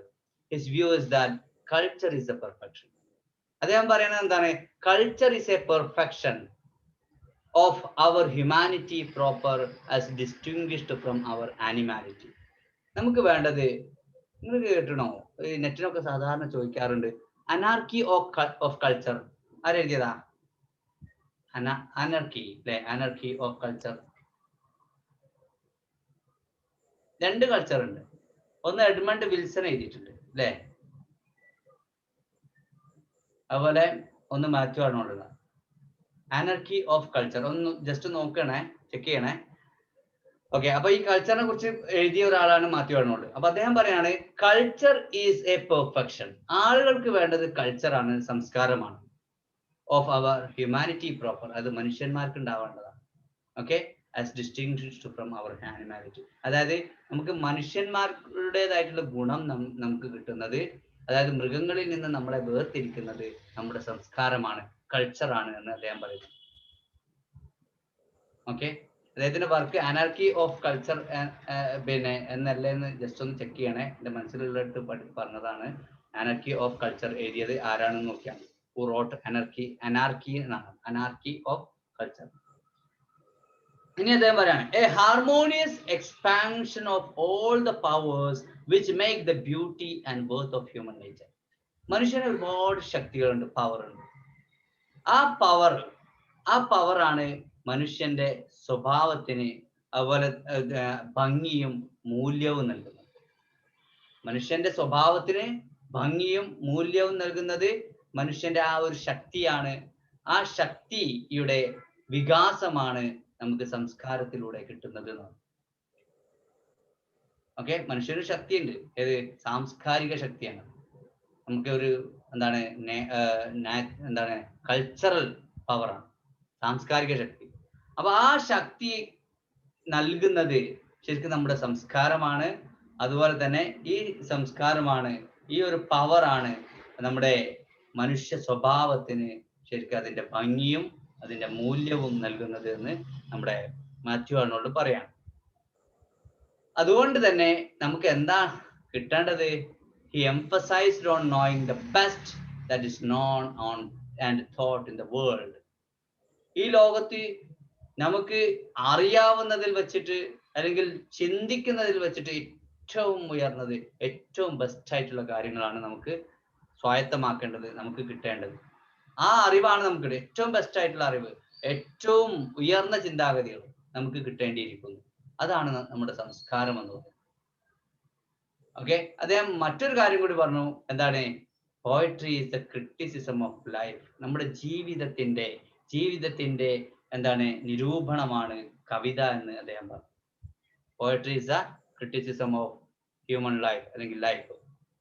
1800 അപ്പം നമ്മുടെ മാത്യു ആർണോൾഡിനെ ഇവിടെ അവസാനിപ്പിക്കുകയാണ്. മാത്യു ആർണോൾഡ് പറഞ്ഞ കാര്യം എന്ന് പറഞ്ഞാൽ അദ്ദേഹം ഏറ്റവും കൂടുതൽ പ്രാധാന്യം കൊടുത്തത് കൾച്ചറിനാണ്.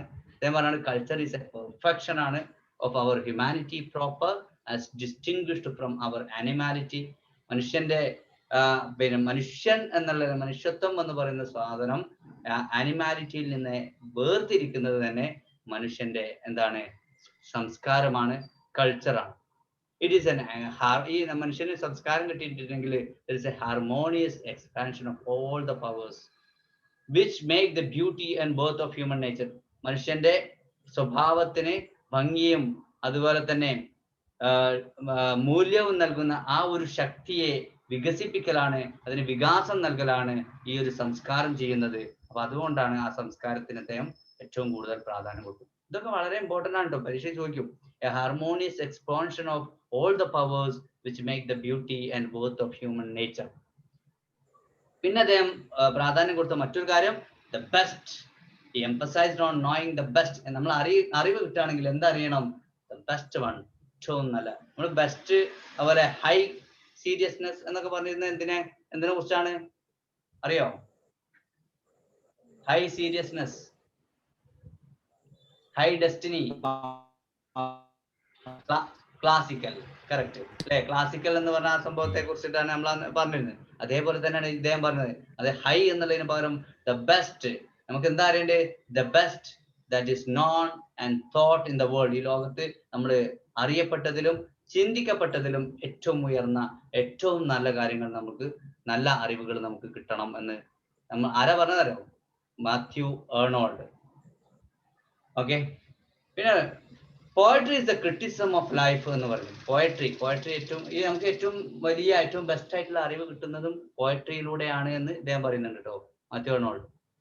ഇനി 1890 മറ്റൊരു റൈറ്റർ ഉണ്ട്. 1890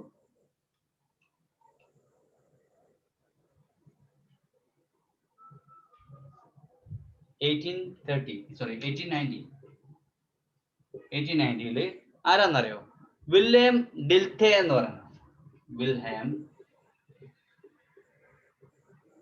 ഡിൽത്തെ ഈ ഒരു റൈറ്റർ ആണ് കേട്ടോ, ഡിൽത്തെ. ഇദ്ദേഹം he distinguished between the natural science and which aim at an abstract and reductive explanation of the world and human science. ഇപ്പൊ അദ്ദേഹം ചെയ്ത കാര്യം എന്ന് പറഞ്ഞാല് നാച്ചുറൽ സയൻസും ഹ്യൂമൻ സയൻസും തമ്മിലുള്ള ഒരു വ്യത്യാസം കണ്ടുപിടിക്കുകയാണ് ഇദ്ദേഹം ചെയ്തത്. നാച്ചുറൽ സയൻസ് എന്ന് പറഞ്ഞാൽ എന്താണെന്ന് അദ്ദേഹത്തിന്റെ അഭിപ്രായത്തില് it's an abstract and reductive explanation of the world. വളരെ വിശാലമായിട്ടുള്ള ഓക്കെ, ഒരു വിശാലമായിട്ടുള്ള അബ്സ്ട്രാക്റ്റ് ആയിട്ടുള്ള ചുരുങ്ങിയ രൂപത്തിലുള്ള ഈ ലോകത്തിന്റെ വിവരണമാണ് നാച്ചുറൽ സയൻസിൽ ചെയ്യുന്നത്. എന്നാൽ ഹ്യൂമൻ സയൻസിലോ വളരെ വിശാലമായിട്ടുള്ള they aim to achieve an understanding of the full concrete world of actual experience. വളരെ വിശാലമായിട്ടുള്ള വളരെ കോൺക്രീറ്റ് ആയിട്ടുള്ള യഥാർത്ഥ അനുഭവങ്ങളെ കുറിച്ച് പഠിക്കുന്നതാണ് ഹ്യൂമൻ സയൻസ് എന്ന് പറയുന്നത്. അപ്പോൾ ഈ രണ്ട് സയൻസിനെ കുറിച്ചുള്ള വ്യത്യാസമാണ് ജർമ്മൻ ഫിലോസഫർ ആയിട്ടുള്ള വില്യം ഡിൽത്തെ പറയുന്നത്. ഒന്ന് നാച്ചുറൽ സയൻസ് ആണ്, രണ്ടാമത്തത് ഹ്യൂമൻ സയൻസ് ആണ്. നാച്ചുറൽ സയൻസ് നമുക്ക് കിട്ടുന്നത് abstract and reductive explanation of the world ആണ്. ചുരുങ്ങിയ രൂപത്തിലുള്ള വളരെ അബ്സ്ട്രാക്ട് ആയിട്ടുള്ള ഒരു എക്സ്പ്ലനേഷൻ, ഈ ലോകത്തിന്റെ വിവരണമാണ് നമുക്ക് നാച്ചുറൽ സയൻസിൽ കിട്ടുന്നത്. എന്നാൽ ഹ്യൂമൻ സയൻസിലാണെങ്കിലോ വളരെ വിശാലമായിട്ടുള്ള full and concrete world of actual experience ആണ് കിട്ടുന്നത്. ആ full and concrete world of actual എക്സ്പീരിയൻസിൽ ദ ലിവ്ഡ് ഹ്യൂമൻ വേൾഡ്, ഈ മനുഷ്യന്റെ ജീവിതം, ഈ ലോകത്ത് മനുഷ്യന്റെ ജീവിതത്തെ കുറിച്ച് പറയുന്നു. That is represented in the box of literature. പ്രത്യേകിച്ച് ഈ സാഹിത്യ കൃതികളിലൂടെയൊക്കെ മനുഷ്യന്റെ ജീവിതം നമുക്ക് പറഞ്ഞു തരുന്നു. അപ്പൊ അതിലൂടെ കിട്ടുന്ന അറിവാണ് അദ്ദേഹം പറഞ്ഞത്. ദ ലിവ്ഡ് ഹ്യൂമൻ വേൾഡ്, അതാണ് എന്ത് ഹ്യൂമൻ സയൻസ് എന്ന് പറയുന്നത്. അപ്പൊ ഹ്യൂമൻ സയൻസ് അത് ആലോചിക്കണേ, നമ്മൾ പഠിക്കുന്നത് ഹ്യൂമനിസം ആണ്. അതുകൊണ്ടാണ് ഹ്യൂമൻ സയൻസ് എന്ന് ഇവിടെ പറയാൻ കാരണം. ഹ്യൂമൻ സയൻസിൽ എന്തൊക്കെ പറയാം, lived and actual experience of human world ആണ് പറയുന്നത്. അത് നമുക്ക് കിട്ടുന്നത് സാഹിത്യ കൃതികളിലൂടെയാണ്. 1910 മുതൽ 1910 മുതൽ 1933 വരെ ഒരു അമേരിക്കൻ മൂവ്മെന്റ് ഉണ്ടായി. ആ അമേരിക്കൻ മൂവ്മെന്റിന്റെ പേരാണ് ന്യൂ ഹ്യൂമനിസം എന്ന് പറയുന്ന പേര്. ന്യൂ ഹ്യൂമനിസം 1910 മുതൽ 1933 വരെയുള്ള കാലഘട്ടമാണ്. അതിന്റെ പേരാണ് ന്യൂ ഹ്യൂമനിസം എന്ന് പറയുന്ന ആ ഒരു പേര്. അതില് ആരൊക്കെ ഉണ്ടായിരുന്നത്? ഇർവിൻ ബാബിറ്റ്, മറ്റൊരു റൈറ്റർ ഉണ്ട്, ആരാണ്? Paul Elmer More. വേറൊരു മോർ നിങ്ങൾക്ക് അറിയല്ലേ? തോമസ് മോർ അറിയോ? എന്താണ് ഉട്ടോപ്യ എഴുതിയതല്ലേ തോമസ്? അല്ല, ഉട്ടോപ്യ അല്ല, യൂട്ടോപ്യ ആണ് കേട്ടോ. എന്താ പറയാൻ കാരണം? ഏത് വവല ഉപയോഗിക്കുക അതിന്റെ മുമ്പ്? എ ആണോ ആൻ ആണോ? എ യൂട്ടോപ്യ. അപ്പൊ യു എന്നുള്ള പ്രൊനൗൺസിയേഷൻ വന്നാലേ നമുക്ക് എ ഉപയോഗിക്കാൻ കഴിയുള്ളൂ. അതുകൊണ്ടാണ് പറഞ്ഞത് യൂട്ടോപ്യ എന്ന് പറയണം, എന്നാലേ നമുക്ക് അതിന്റെ ഉത്തരം കിട്ടുള്ളൂ. ഓക്കെ, അപ്പൊ യൂട്ടോപ്യ എന്നുള്ള വർക്ക് എഴുതിയത് ആരാണ്? തോമസ് മൂർ ആണ്. ഇത് ആ മൂറല്ല, ഇത് പോൾ എൽമർ മൂർ ആണ്. അതുപോലെ എർവിൻ ബാബിറ്റ്, ഇവരൊക്കെയാണ് ന്യൂ ഹ്യൂമനിസം എന്ന് പറയുന്ന ഒരു പ്രസ്ഥാനത്തിന്റെ ആളുകൾ. ഈ ഹ്യൂമനിസവുമായി ബന്ധപ്പെട്ടത് തന്നെ 1910 മുതൽ 1933 വരെയാണ്. അതായത് 20ാം നൂറ്റാണ്ടിലാണ് അത് ഉണ്ടായത്. ന്യൂ ഹ്യൂമനിസം ഒരു അമേരിക്കൻ മൂവ്മെന്റ് ആണ് എന്നുള്ളത് പ്രത്യേകം ശ്രദ്ധിക്കുക. അവരെന്താണ് ആർഗ്യൂ ചെയ്തതെന്നറിയോ? They argued for a return to a primary humanistic education.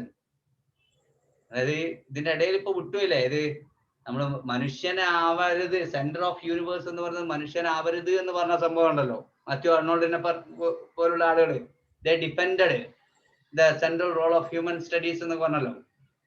Okay, അപ്പൊ ഇവിടെ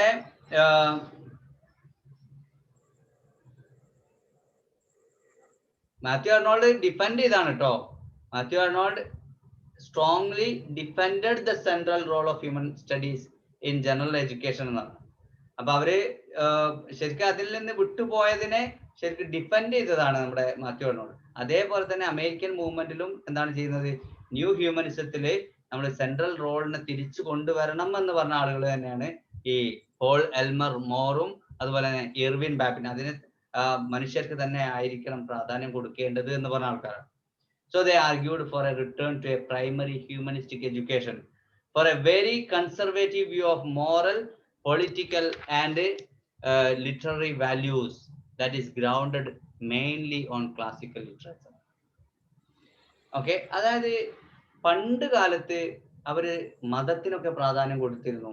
ഏത് ഈ പിന്നെ നമ്മുടെ ഹ്യൂമനിസം എന്ന് പറയുന്ന ടോപ്പിക്കില് മതപരമായിട്ടുള്ള ധാർമ്മിക മൂല്യങ്ങള്, രാഷ്ട്രീയപരമായിട്ടുള്ള കാര്യങ്ങൾക്ക്, അതുപോലെ തന്നെ ലിറ്റററി വാല്യൂസ്, ഇതിനൊക്കെ കൂടുതൽ പ്രാധാന്യം കൊടുത്തിരുന്നു പണ്ട് കാലം അല്ലേ? അപ്പൊ അതേ നിലയിലേക്ക് വീണ്ടും തിരിച്ചു പോകണം എന്ന് പറഞ്ഞ ആളുകളാണ് അമേരിക്കൻ ന്യൂ ഹ്യൂമനിസ്റ്റുകൾ. അതായത് വീണ്ടും മതത്തിന്റെ പ്രാധാന്യം കൊടുക്കണം, ധാർമ്മികപരമായിട്ടുള്ള മൂല്യങ്ങൾക്ക് പ്രാധാന്യം കൊടുക്കണം, രാഷ്ട്രീയപരമായിട്ടുള്ള കാര്യങ്ങൾക്ക്, അതുപോലെ ലിറ്റററി വാല്യൂസ്, ഇതിനൊക്കെ കൂടുതൽ പ്രാധാന്യം കൊടുക്കണം. പ്രത്യേകിച്ച് ക്ലാസിക്കൽ ഏജിലുള്ള ഗ്രീക്ക്, റോമൻ റൈറ്റേഴ്സ് ഒക്കെ പ്രാധാന്യം കൊടുത്തതുപോലെ ആ ഒരു പ്രാധാന്യം ഇതിന് കൊടുക്കണം എന്ന് പറഞ്ഞ ആൾക്കാർ. നമുക്കറിയാം പ്ലാറ്റോ ഒക്കെ ഭയങ്കര മോറലിസ്റ്റ് ആയിരുന്നു. ക്ലാസിക്കൽ റൈറ്റർ ആണല്ലോ പ്ലാറ്റോ. അദ്ദേഹം പറഞ്ഞ എന്താണ്, what is poetry according to Plato എന്ന് ചോദിച്ചിട്ടുണ്ടെങ്കിൽ, അല്ലെങ്കിൽ what is the aim of poetry according to Plato എന്ന് ചോദിച്ചിട്ടുണ്ടെങ്കിൽ, ഇൻസ്ട്രക്ഷൻ റാദർ ദാൻ പ്ലീസ് അല്ലെ, ഇൻസ്ട്രക്ഷൻ റാദർ ദാൻ പ്ലഷർ എന്നാണ് പറഞ്ഞത്. അപ്പൊ അവിടെ ഇൻസ്ട്രക്ഷൻ, അതായത് പിന്നെ നമ്മുടെ ആളുകളെ പഠിപ്പിക്കുന്ന എന്നാണ് പ്ലാറ്റോ പറഞ്ഞത്. അപ്പൊ അവിടെ പ്ലാറ്റോ ഇൻസ്ട്രക്ഷൻ എന്നത് കൊണ്ട് ഉദ്ദേശിക്കുന്നത് മോറൽ ഇൻസ്ട്രക്ഷൻ ആണ്, മൊറാലിറ്റി കൊടുക്കണമെന്നാണ് പറഞ്ഞത്. അതുകൊണ്ടാണ് അദ്ദേഹം കവിതയെ, പോയറ്റിനെ മദർ ഓഫ് ലൈസ് എന്ന് പറഞ്ഞു. മദർ ഓഫ് ലൈസ്, പോയട്രിയെ മദർ ഓഫ് ലൈസ്, കളവിന്റെ അച്ഛൻ എന്ന് വിളിച്ചത് പ്ലാറ്റോ ആണ്. എന്നാ ഫാദർ ഓഫ് ലൈസ് എന്ന് വിളിച്ചത് ആരാ അറിയോ? ഞാൻ പറഞ്ഞിരുന്നു ക്ലാസ്സിൽ. സ്റ്റീഫൻ ഗോസൻ, അദ്ദേഹത്തിന്റെ ഏത് വർക്കാ? സ്റ്റീഫൻ ഗോസന്റെ സ്കൂൾ ഓഫ് അബ്യൂസ് കേട്ടില്ലേ? സ്റ്റീഫൻ ഗോസന്റെ സ്കൂൾ ഓഫ് അബ്യൂസിൽ അദ്ദേഹം പറഞ്ഞിരുന്നു എന്താണ്, poetry is the father of lies. Mother of lies എന്ന് പറഞ്ഞത് നമ്മുടെ പ്ലാറ്റോ ആണ്. അതുപോലെ പിന്നെ poetry teaches nothing, only they lead to എന്താണ്, സിൻ എന്നാണ്, പാപത്തിലേക്കാണ് കവിത നയിക്കുന്നത് എന്ന് പ്ലാറ്റോ പറഞ്ഞു. അതെന്താണെന്ന് വെച്ചാലും മതത്തിന്റെ അടിസ്ഥാനത്തിലാണ്. മതപരമായിട്ട് കവിത എഴുതാൻ പാടില്ല, തെറ്റാണ് എന്ന് പറയാം. നിങ്ങളെ ഫിക്ഷണൽ വേൾഡിലേക്കാണ് കൊണ്ടുപോകുന്നത്, നിങ്ങളെ ഇമാജിനറി വേൾഡിലേക്കാണ് കൊണ്ടുപോകുന്നത്, റിയാലിറ്റിയിലേക്ക് കൊണ്ടുപോകുന്നില്ല എന്നൊക്കെ, നിങ്ങളെ വഴി തെറ്റിക്കുകയാണ് കവിത ചെയ്യുന്നത് എന്നൊക്കെ ആര് പറഞ്ഞു? പ്ലാറ്റോ പറഞ്ഞിട്ടുണ്ട് ആദ്യം. അപ്പൊ ആ ഒരു സ്ഥിതിയിലേക്ക് ആരെ കൊണ്ടുപോവാണ്? നമ്മുടെ ഹ്യൂമനിസ്റ്റുകൾ, ഈ ന്യൂ ഹ്യൂമനിസ്റ്റുകൾ ആ ഒരു സ്ഥിതിയിലേക്ക് കൊണ്ടുപോകണം. കാരണം നമ്മൾ എന്താവണം? ധാർമ്മികത പഠിപ്പിക്കണം, മനുഷ്യന്മാർക്ക് ധാർമ്മികത പഠിപ്പിച്ചു കൊടുക്കണമെന്ന് വീണ്ടും ഊന്നി പറയാണ്. Presently, the broad humanistic base for a general education has been greatly eroded. അപ്പൊ അവിടെ എന്താണ്, ഈ പിന്നെ ഒരു ജനറൽ വിദ്യാഭ്യാസത്തിനുള്ള ഒരു അവസരം എന്ന് പറയുന്നത് ഇപ്പോഴത്തെ ഹ്യൂമനിസ്റ്റുകൾ എന്താണ് കുറെ ഒഴിവാക്കിയിട്ടുണ്ട്. നൗ ഹ്യൂമാനിറ്റീസ് കംപ്രൈസസ്, എന്തൊക്കെയാണ് ഇപ്പോഴത്തെ ഹ്യൂമാനിറ്റീസിലുള്ളത്? ലിറ്ററേച്ചർ ഉണ്ട്, ഫിലോസഫി ഉണ്ട്, മ്യൂസിക്.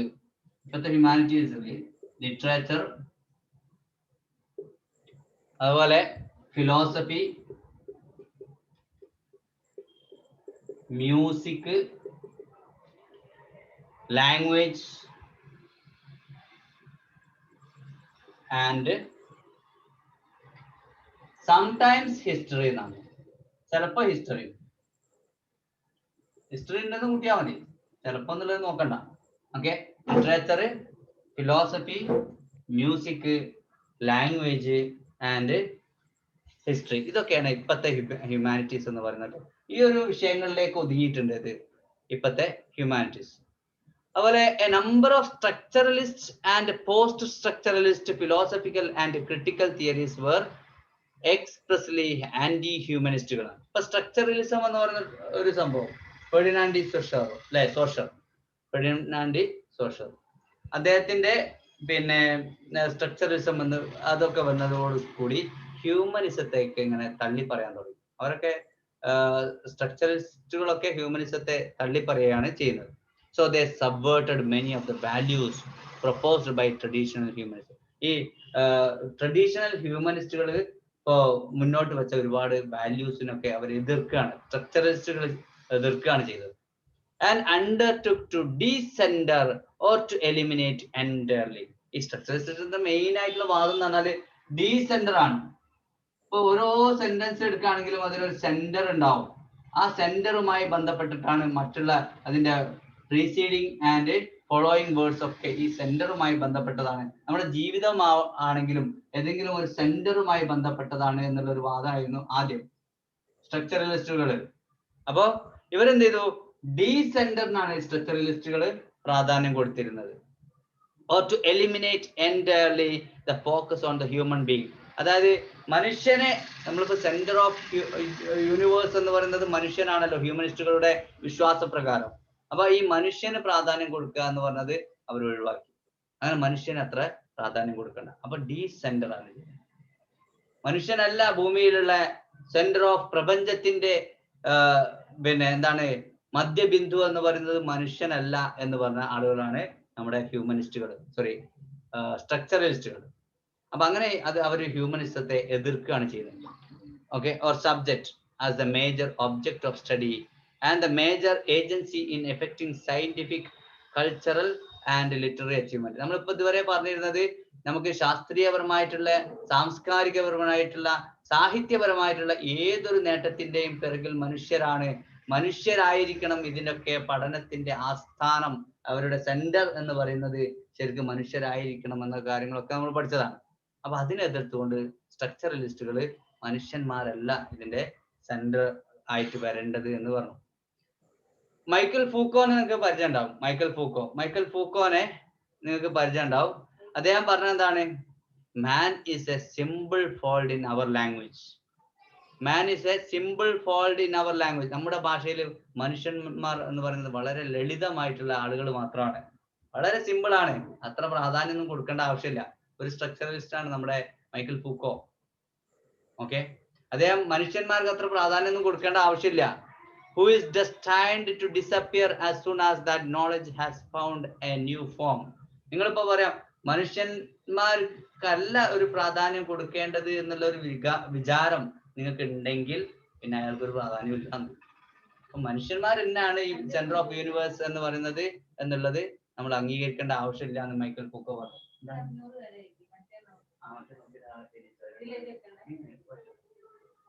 Yes, okay.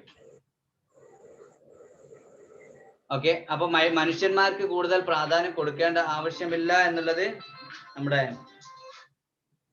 മനുഷ്യന്മാർക്ക് കൂടുതൽ പ്രാധാന്യം കൊടുക്കേണ്ട ആവശ്യമില്ല എന്നാണ് മൈക്കൽ ഫൂക്കോയെ പോലുള്ള സ്ട്രക്ചറലിസ്റ്റുകളൊക്കെ പറഞ്ഞത്. ഫൂക്കോന്റെ ഏത് വർക്ക് നിങ്ങൾക്ക് പരിചയമുള്ളത്? മൈക്കൽ ഫൂക്കോന്റെ ഏതാ വർക്ക് പരിചയം ഉണ്ടോ?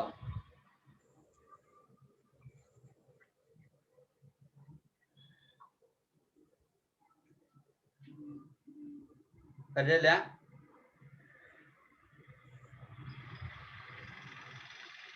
ജാക്കോസ് ഡെറീഡന്റെ വർക്ക് പരിചയം ഉണ്ടാവും.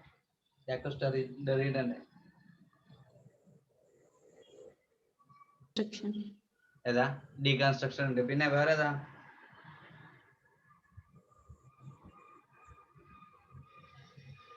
അറിയോ? സ്ട്രക്ചർ, സൈൻ ആൻഡ് ലിംഗ്വിസ്റ്റിക്സ് ആയിരുന്നാ? ഫെർഡിനാൻഡ് സോഷർ അല്ലേ? സോഷർ കേട്ടോ. പിന്നെ അതുപോലെ ഇദ്ദേഹത്തിന്റെ ഒരു വർക്ക് ഉണ്ടല്ലോ ഡീകൺസ്ട്രക്ഷൻ അല്ലാതെ, നമ്മുടെ ജാക്കോസ് ഡെറീഡന്റെ പെട്ടെന്ന് മനസ്സിലേക്കൊണ്ട് വരുന്നില്ല. ഞാൻ പറഞ്ഞല്ലേ, പിന്നെ പറഞ്ഞു. മൈക്കൽ ഫൂക്കോന്റെ വർക്കും മനസ്സിലേക്കൊണ്ട് വരുന്നില്ല കേട്ടോ. ഓക്കെ, ഏതായാലും വേണ്ടില്ല. പിന്നെ ഇയാളുടെ ലെക്കാന്റേതാണല്ലേ മിറർ ഇമേജ് ആ സാധനങ്ങളൊക്കെ വരുന്നത്, ഇമേജസ്, മിറർ ഇമേജ്. അതെ സർ, ലെക്കാന്റെ. അതെ, ആ വർക്കിന്റെ പേരെന്താ അറിയാം? ഓർമ്മയില്ല സർ. ഓക്കെ, നമുക്ക് ഡിസ്കസ് ചെയ്യും കേട്ടോ. നമ്മുടെ ഈ മൂവ്മെന്റിലൊക്കെ ഡീകൺസ്ട്രക്ഷൻ ഒക്കെ വരുന്നുണ്ട്, ആ സമയത്ത് നമ്മൾ ഡിസ്കസ് ചെയ്യത്.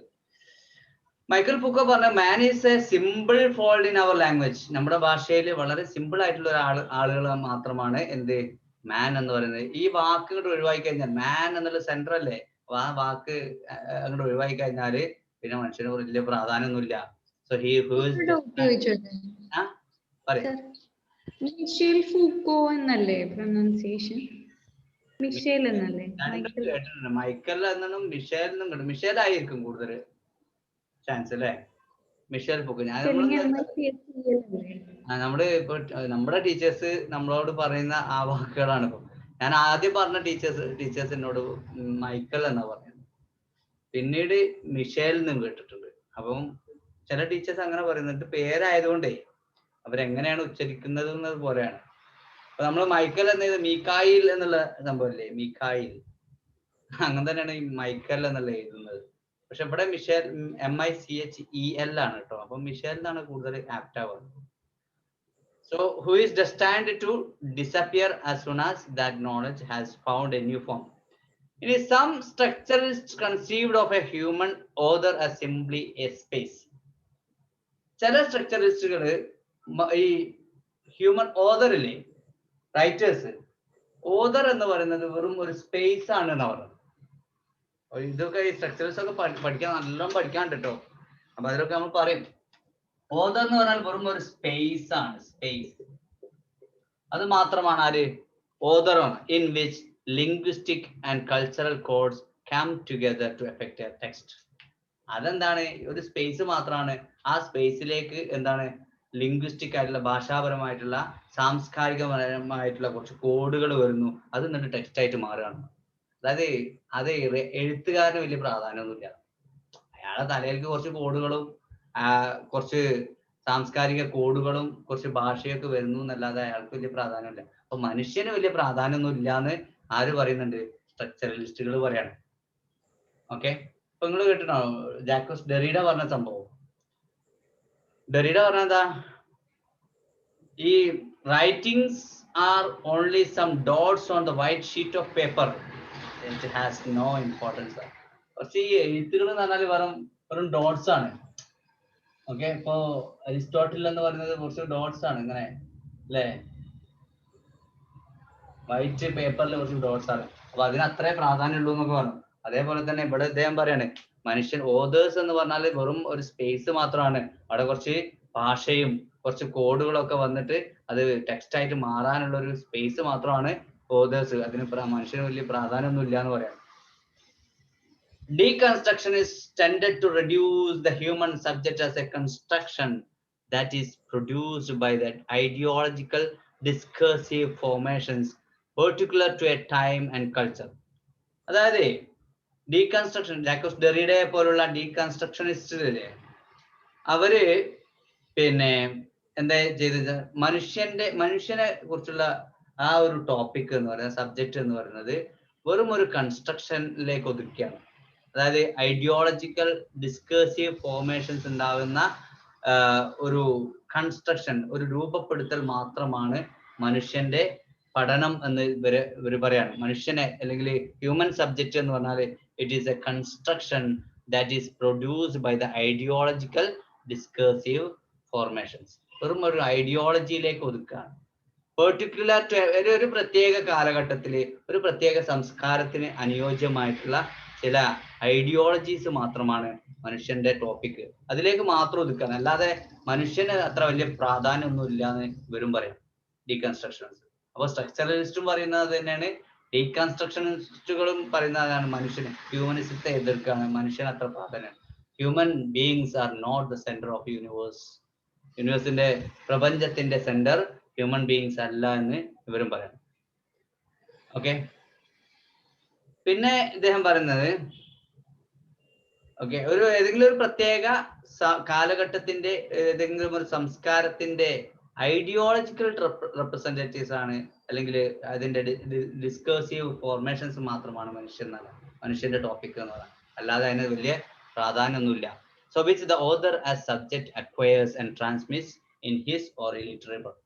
അതൊക്കെ ആ സമയത്ത് ആ കാലഘട്ടത്തിൽ എന്തെങ്കിലുമൊക്കെ വാരി വെച്ചിട്ട് ഏതെങ്കിലും ഓതർ എന്താണ് ഒരു ലിറ്റററി ടെക്സ്റ്റിലൂടെ അങ്ങനെ പുറത്തു വിടുന്നു. എന്നല്ലാതെ അതൊരു മനുഷ്യന്റെ ടോപ്പിക്കിനും സബ്ജക്റ്റിനും അത്ര പ്രാധാന്യമൊന്നും ഇല്ലാന്ന് നമ്മുടെ ഡീകൺസ്ട്രക്ഷനിസ്റ്റും പറയാണ്. Human-centered systems of norms and values are based on the fallacy of essentialism. ഇനിയാണ് മറ്റൊരു രൂപത്തിലുള്ള ചെറിയൊരു ടേണിങ് വരാണ്. മറ്റൊരു രൂപത്തിലുള്ള എസെൻഷ്യൽ ഹ്യൂമനിസം എന്ന് പറഞ്ഞ സാധനം. Essential humanism. Essential humanism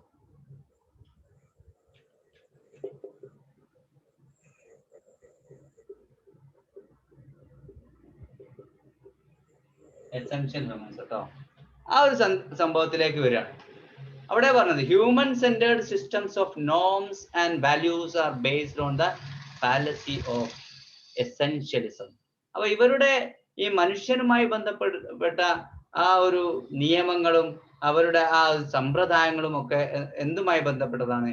essentialism, ആവശ്യകതയുമായിട്ട് ബന്ധപ്പെട്ടതാണ്. എന്താണെന്ന് വെച്ചാല് there is an essential human nature. മനുഷ്യന്റെ ആവശ്യമായിട്ടുള്ള മനുഷ്യന്റെ ചില പ്രകൃതങ്ങളുണ്ട്, ആവശ്യമായിട്ടുള്ള പ്രകൃതങ്ങൾ, ഒരു set of defining human features, അല്ലെങ്കിൽ മനുഷ്യന്റെ സ്വഭാവത്തെ വിവരിക്കുന്ന ചില കാര്യങ്ങളുണ്ട്. അതെന്താണ്? വിച്ച് ഈസ് ഇന്നേറ്റ്, നമ്മളെ മനുഷ്യന്റെ മനസ്സിൽ ആന്തരികമായി കിടക്കുകയാണ്. ചിലപ്പം സാർവത്രികമാണ്, യൂണിവേഴ്സൽ ആണ്, and independent of historical and cultural differences. ചിലപ്പോൾ അത് ചരിത്രപരമായിട്ടുള്ള സാംസ്കാരികപരമായിട്ടുള്ള ആ ഒരു വ്യത്യാസത്തിൽ നിന്നും വേറിട്ട് നിൽക്കുന്നതാവാം. അതാണ് എന്താണ് മനുഷ്യന്റെ എസെൻഷ്യൽ ഹ്യൂമനിസം എന്ന് പറയുന്നത്. മനുഷ്യന്റെ ചില അത്യാവശ്യ കാര്യങ്ങളുണ്ട്. ആ അത്യാവശ്യ കാര്യങ്ങൾ എന്താണെന്നൊക്കെ പറയും. ഇപ്പൊ പറയും കേട്ടോ. മാർത്ത നുസ്ബോം എന്ന് പറയും. മാർത്ത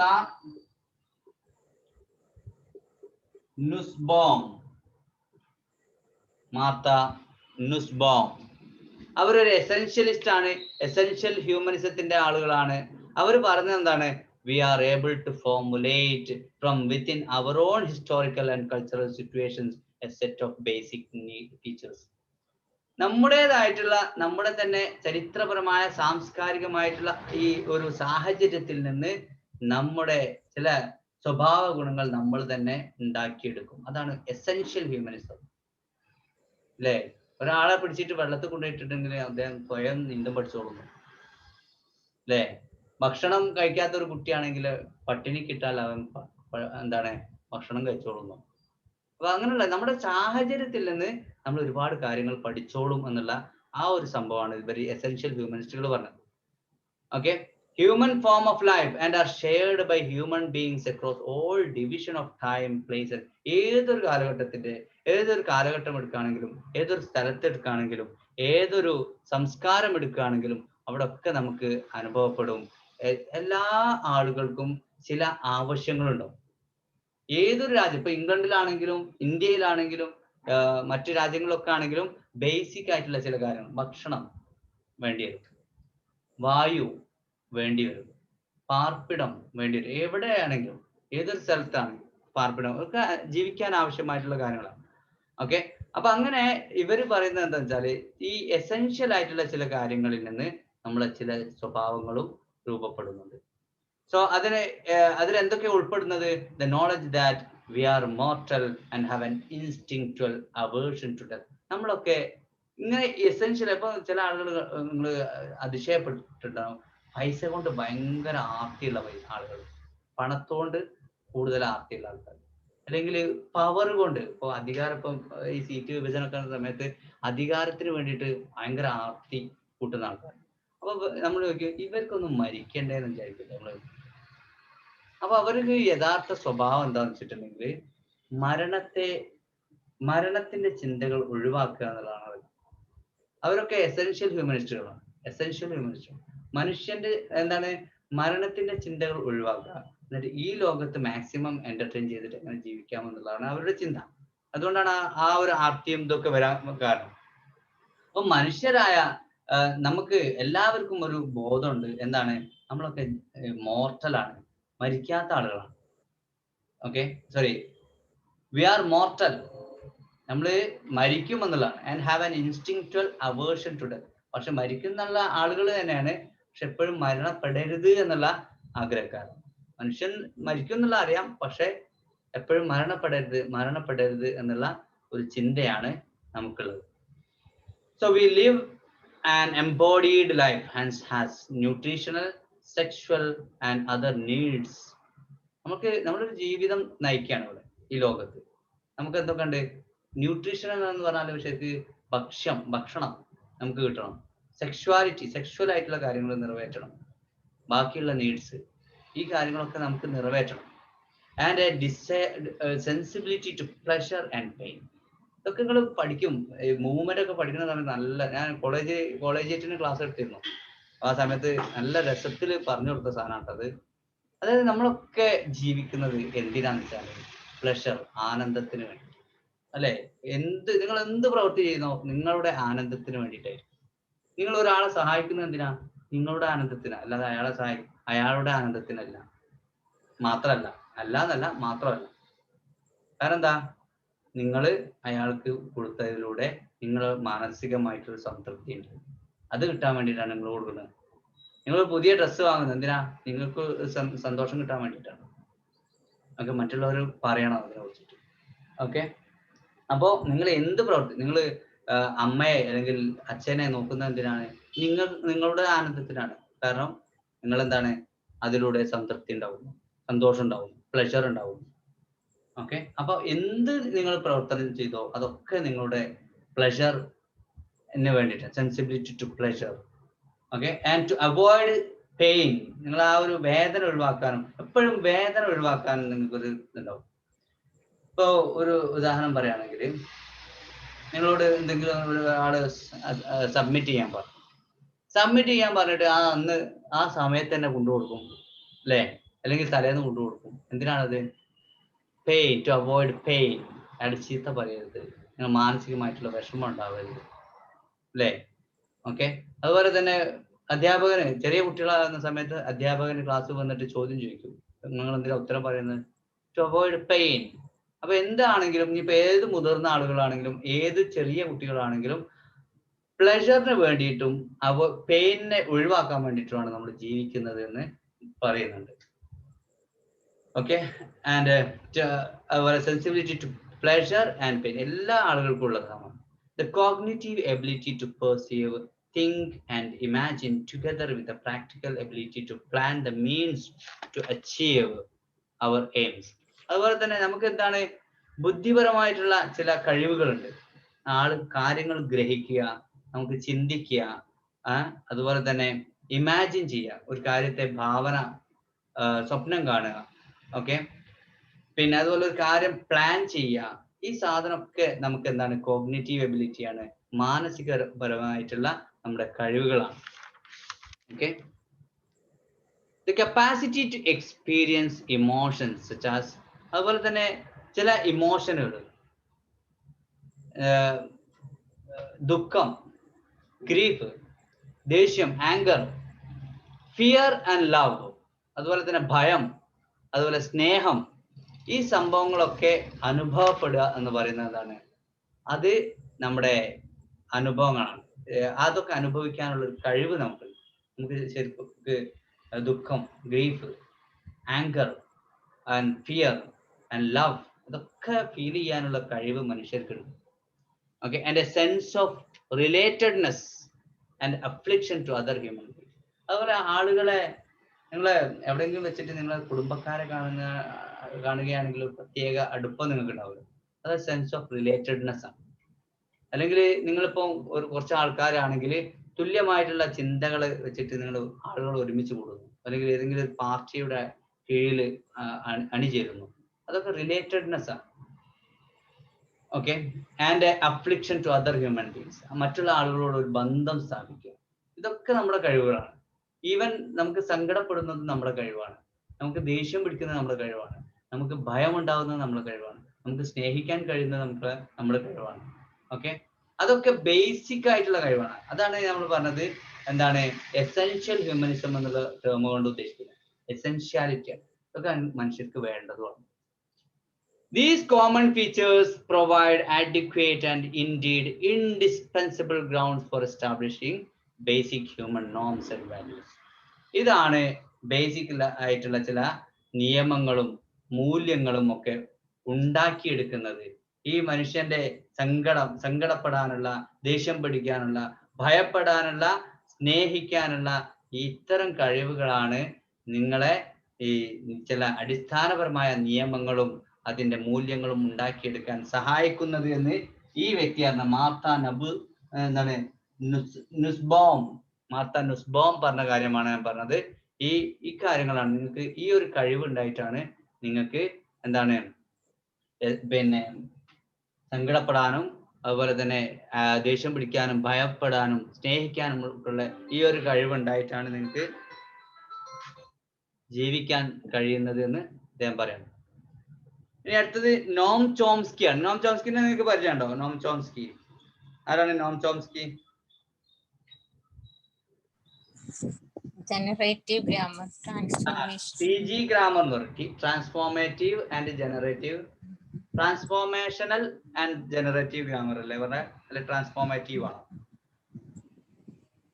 ട്രാൻസ്ഫോർമേഷണൽ എന്നാണ് എന്റെ മനസ്സിലുള്ളത് കേട്ടോ. Okay, transformational and generative grammar.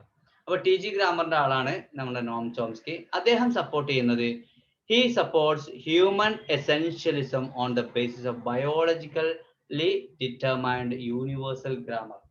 Universal grammar എന്ന് പറഞ്ഞാൽ അദ്ദേഹത്തിന്റെ അടിസ്ഥാനമാണ് അല്ലെ? അത് ബയോളജിക്കലി ഡിറ്റർമൈൻഡ് ആണ്. അപ്പൊ അതിന്റെ അടിസ്ഥാനത്തിലാണ് നമ്മുടെ നോം ചോംസ്കി ഇതിനെ അപ്രോച്ച് ചെയ്തത്. Okay, it is fixed in the human brain. ശരിക്കും നമ്മുടെ ഈ യൂണിവേഴ്സൽ ഗ്രാമർ ചില ഗ്രമാറ്റിക്കൽ ആയിട്ടുള്ള ഫങ്ഷൻസ് ഒക്കെ നമ്മുടെ ഹ്യൂമൻ ബ്രെയിനിൽ ഫിക്സ് ചെയ്തിരിക്കുകയാണ്. Which enables the rule bound creativity. അതാണ് നമ്മുടെ ശരിക്ക് ചില നിയമങ്ങളും അടിസ്ഥാനപരമായിട്ടുള്ള ചില നിയമങ്ങൾ ഉണ്ടാക്കിയെടുക്കുന്നത്, നമ്മുടെ മനസ്സിൽ ഉണ്ടാക്കിയെടുക്കുന്നത്. Of the production and understanding of, നമ്മുടെ ഭാഷയൊക്കെ മനസ്സിലാക്കാനും ഭാഷയൊക്കെ ഉപയോഗിക്കാനും ഒക്കെ നമ്മളെ സഹായിക്കുന്നത് അങ്ങനെയാണ്. അതായത് നമ്മൾ ജനിക്കുന്നത് തന്നെ ചില എന്താണ് അടിസ്ഥാനപരമായിട്ടുള്ള ഗ്രമാറ്റിക്കൽ കപ്പാസിറ്റിയോട് കൂടിയാണ് എന്ന് നോം ചോംസ്കി പറയുന്നുണ്ട് കേട്ടോ. അതാണ് ട്രാൻസ്ഫോർമേഷണൽ ആൻഡ് ജനറേറ്റീവ് ഗ്രാമറിൽ പറയുന്നത്. നമ്മൾ ജനിക്കുന്ന സമയത്ത് തന്നെ ഇതിനുള്ള ഒരു കപ്പാസിറ്റി കിട്ടും. അതിനൊരു പേര് വിളിക്കാറുണ്ട്. എന്തായിരുന്നു അത്? ഓർമ്മ ഉണ്ടോ? ഒരു പേരുണ്ട് അതിന്, എനിക്ക് പെട്ടെന്ന് മനസ്സിലേക്ക് വരുന്നില്ല. അതായത് നമ്മൾ ജനിക്കുന്ന സമയത്ത് തന്നെ നമുക്ക് ഈ ഭാഷ ഉപയോഗിക്കാനുള്ള ഒരു പ്രത്യേക കഴിവോട് കൂടിയാണ് നമ്മൾ ജനിക്കുന്നത്. അത് നമ്മൾ very good, language acquisition device, very good. അപ്പൊ ഈ ലാഡ് എന്ന് പറഞ്ഞ സാധനം നമ്മുടെ ഉള്ളിലുണ്ട്. അങ്ങനെയാണ് നമ്മൾ ജനിക്കുന്നത്. ഇങ്ങനെ ഈ ലാഡ് ഇല്ലെങ്കിൽ നമുക്ക് ഭാഷ ഉപയോഗിക്കാൻ സാധിക്കുമായിരുന്നില്ല എന്നാണ് നോം ചോംസ്കി പറയുന്നത് കേട്ടോ. ഓക്കെ, അപ്പോ ഇങ്ങനെ ഒരു യൂണിവേഴ്സൽ ഗ്രാമർ നമ്മളെ മനസ്സിന്റെ ഉള്ളിൽ ബയോളജിക്കൽ ആയിട്ടാണ് അദ്ദേഹം പറയുന്നത്. നമ്മൾ പിറക്കുന്ന സമയത്ത് തന്നെ, നമ്മൾ ജനിക്കുന്ന സമയത്ത് തന്നെ ഈ ഒരു ഗ്രാമർ നമ്മുടെ ഉള്ളിലുണ്ട് എന്ന് പറയാം.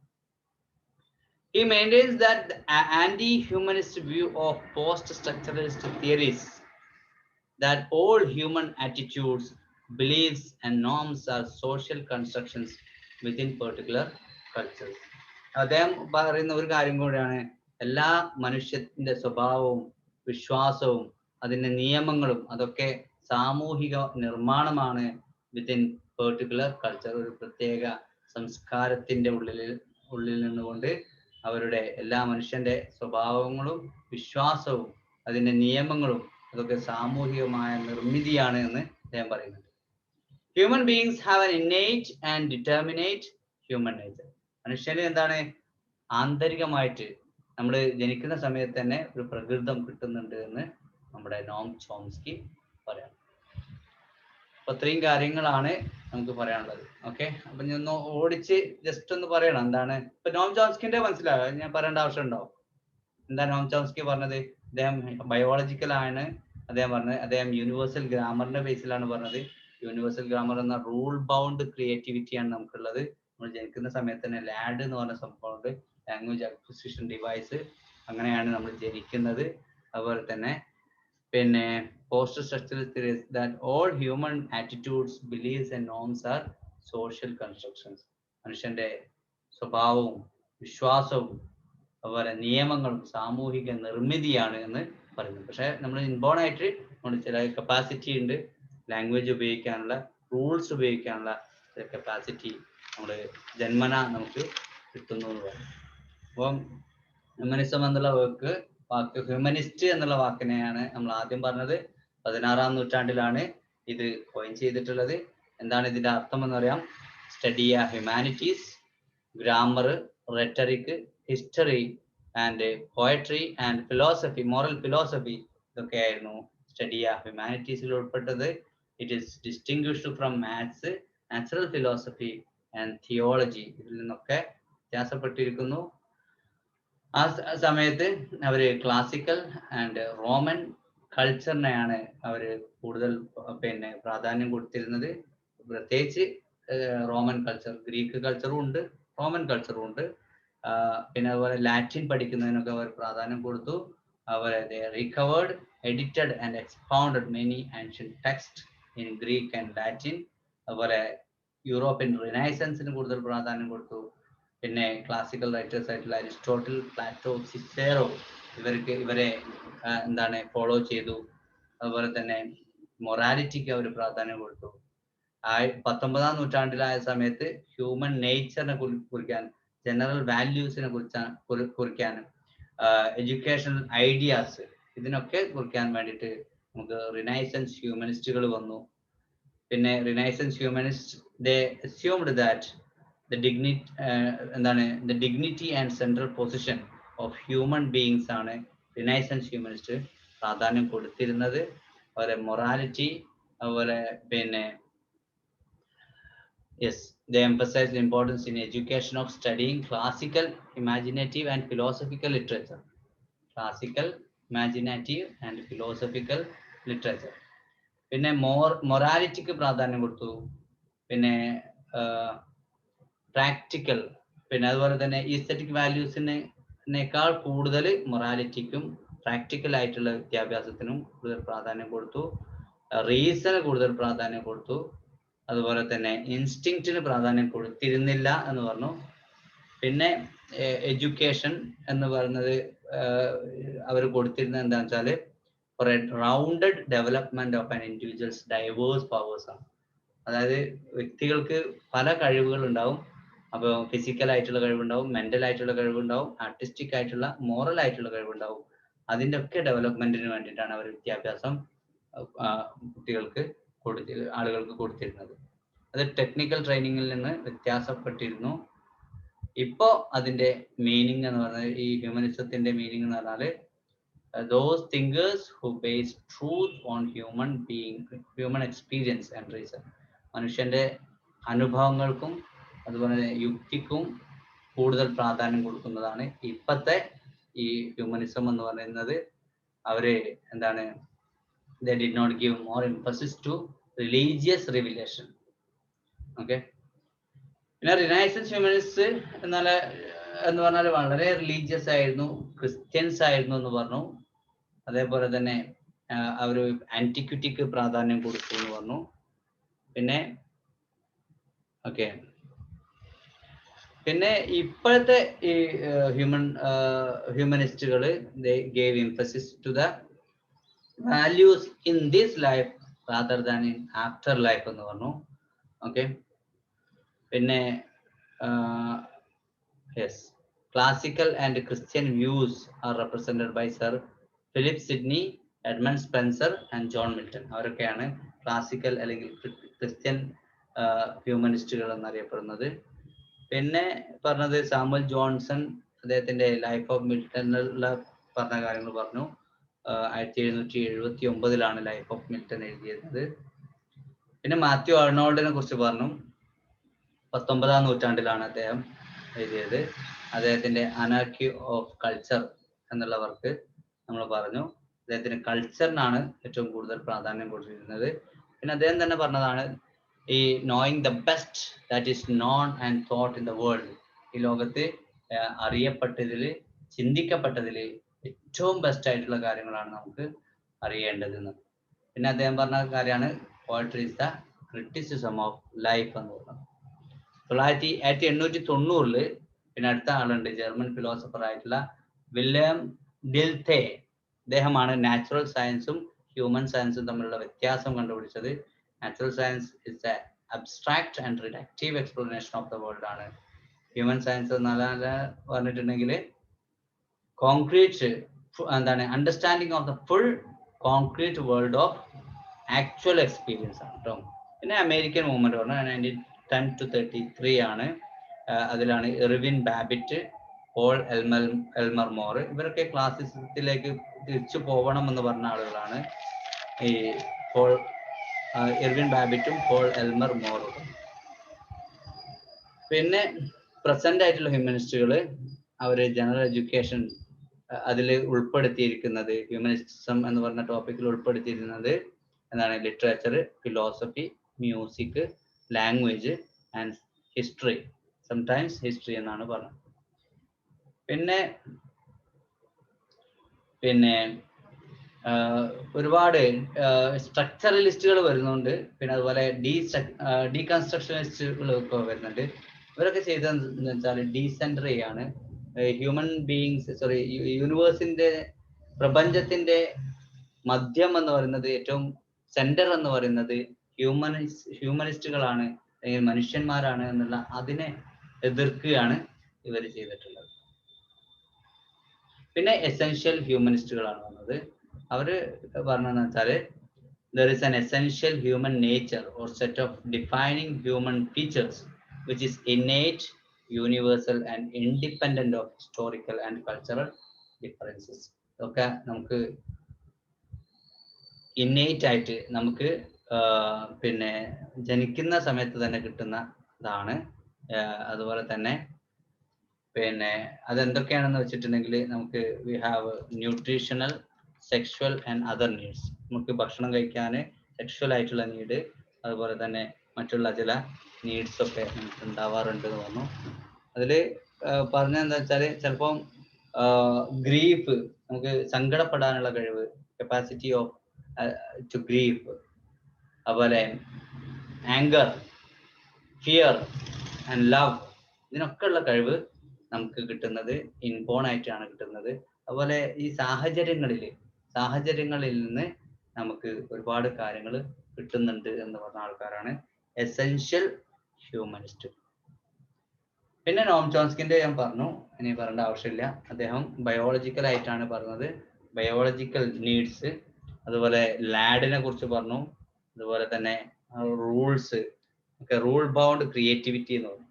അതൊക്കെ നമ്മൾ ജന്മനാ കിട്ടുന്ന ഒരു കഴിവാണ് കേട്ടോ, റൂൾ ബൗണ്ട് ക്രിയേറ്റിവിറ്റി അല്ലെങ്കിൽ യൂണിവേഴ്സൽ ഗ്രാമർ എന്ന് പറയുന്നത്. ഓക്കെ, നമുക്ക് ലാഡ് എന്ന് പറഞ്ഞ ലാംഗ്വേജ് അക്വിസിഷൻ ഡിവൈസ് ആണ്. അത് നമുക്ക് ജനിക്കുന്ന സമയത്ത് കിട്ടുന്നതാണ്. അതുകൊണ്ടാണ് നമുക്ക് ഭാഷ ഉപയോഗിക്കാനും പറയാനും എഴുതാനും ഒക്കെ സാധിക്കുന്നത്. ഓക്കെ, എഴുതല്ലേ? കുറച്ച് നമുക്ക് എഴുതാൻ, ബാക്കിയുള്ള ഞാൻ PDF ആയിട്ട് അയച്ചിട്ട് തന്നിട്ടുണ്ടല്ലോ അല്ലെ, അത് നോക്കിയിട്ട് എഴുതണേ. Okay,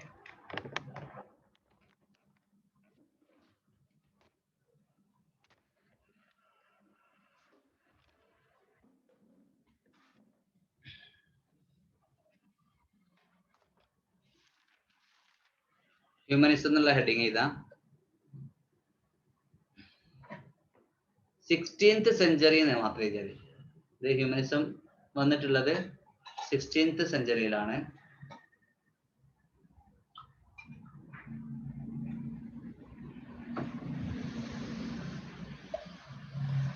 The word humanist signifies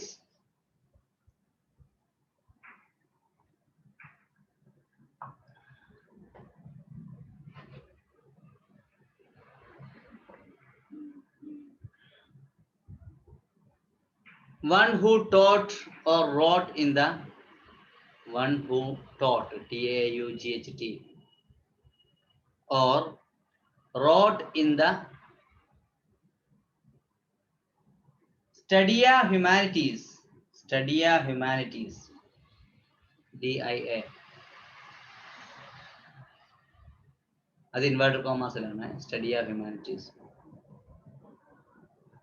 or Humanities എന്നുള്ളത് വീണ്ടും inverted commas, hyphen, grammar, rhetoric,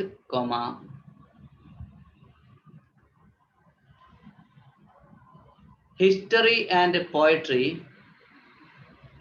So history and history, poetry.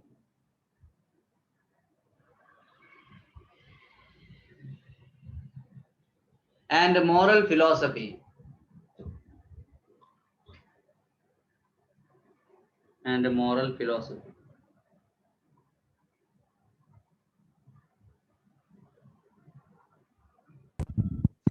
Sir, humanist എന്നല്ലേ word? Humanist. അടുത്ത point, distinguished from maths,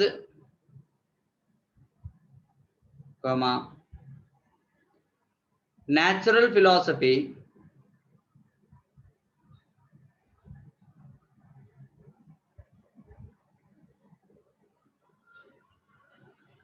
and theology.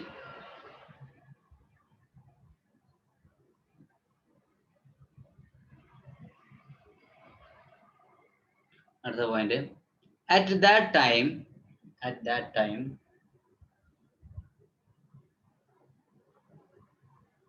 these studies focused on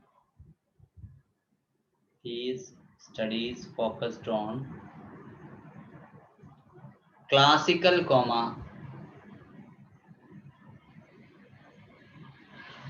especially Roman,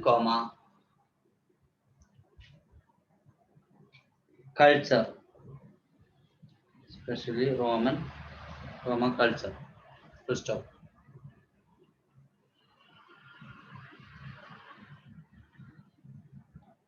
They emphasized on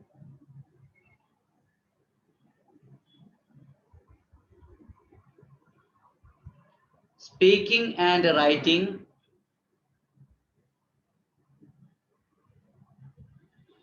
good Latin.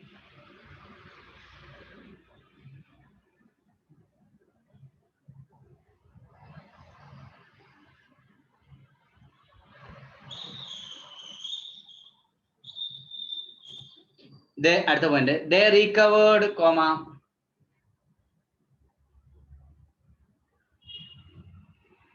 edited and expounded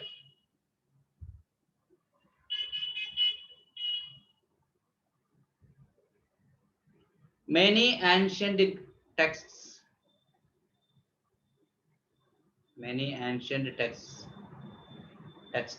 Texts in Greek and Latin,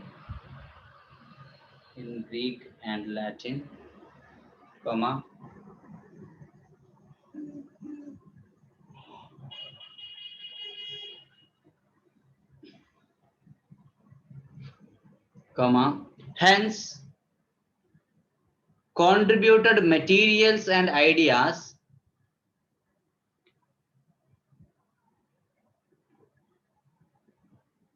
in the European Renaissance.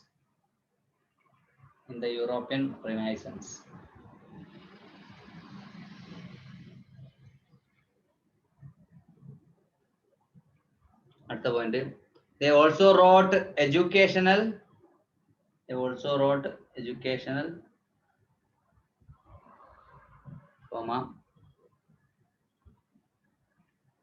moral and political themes,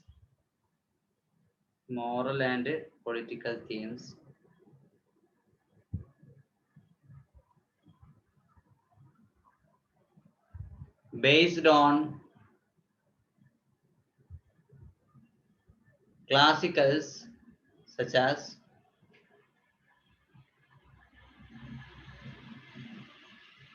Aristotle,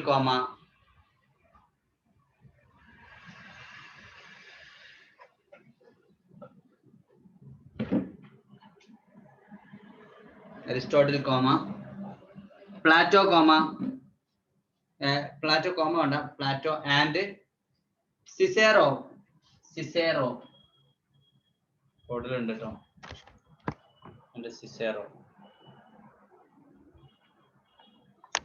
And Cicero.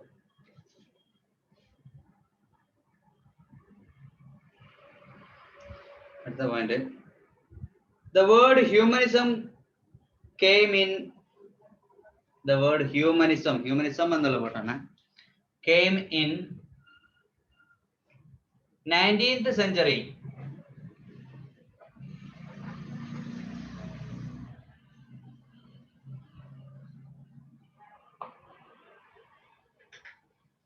To indicate the view of human nature. To indicate the view of human nature, comma, the general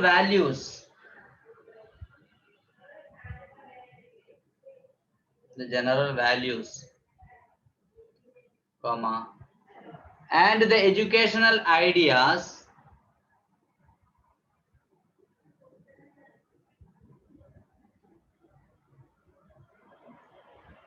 common to many Renaissance humanists. Common to many Renaissance humanists.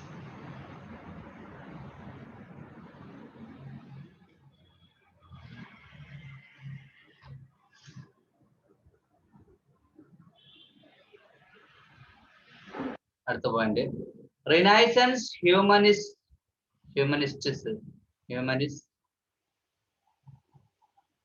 assumed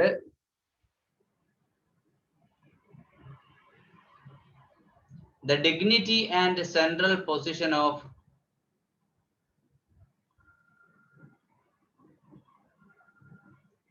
human beings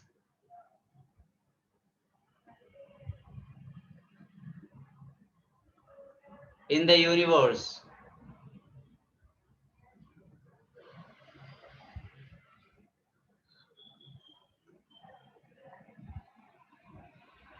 Semicolon, emphasized the importance in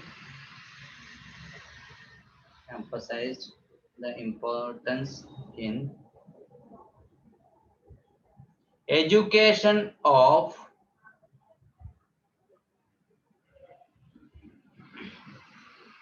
studying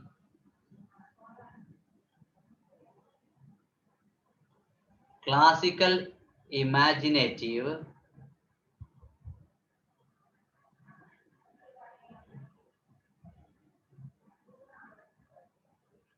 and philosophical literature.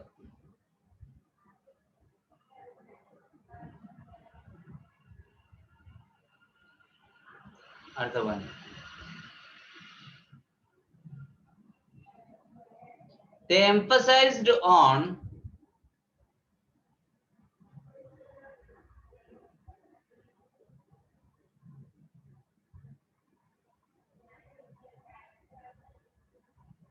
moral and practical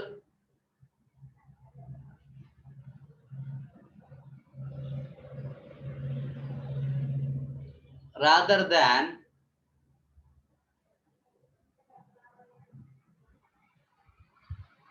its aesthetic values. Semicolon,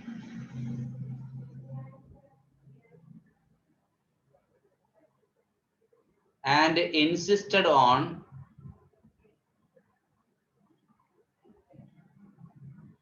the primacy, comma,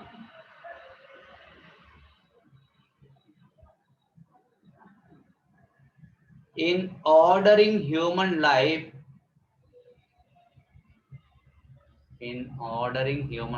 comma, of reason, bracket,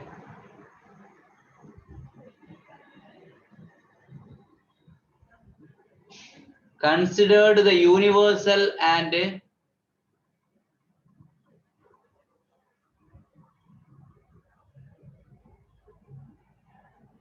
defining human faculty, bracket close here, as opposed to the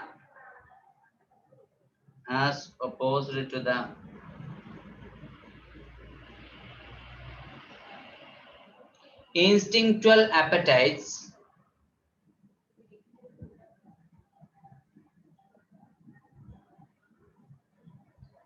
and the animal passions. And the animal passions. So,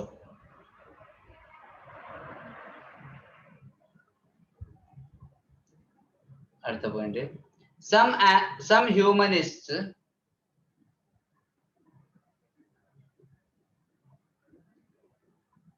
stressed the need,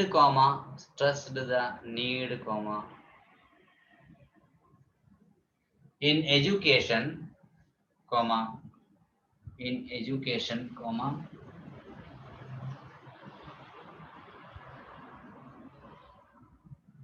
for a rounded development of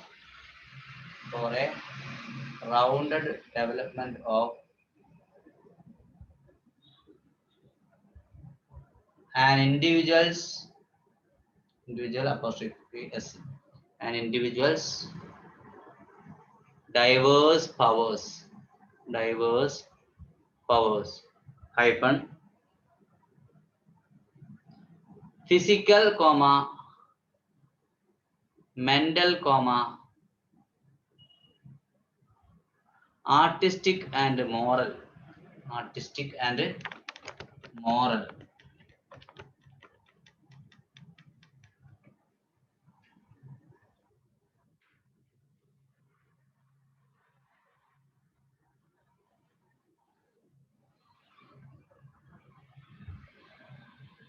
ഒരു ബ്രാക്കറ്റിൽ എഴുതാ, as opposed to technical training, as opposed to technical training. Bracket close ചെയ്യാം. അടുത്ത point, the presently the term connotes CONNOTES connotes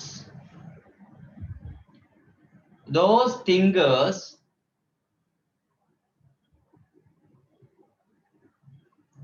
who base truth on human experience,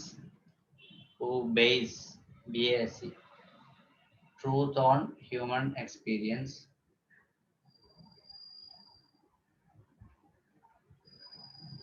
and reason,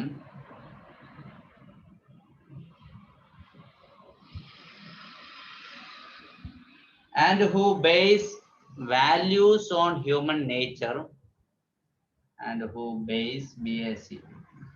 values on human nature and culture,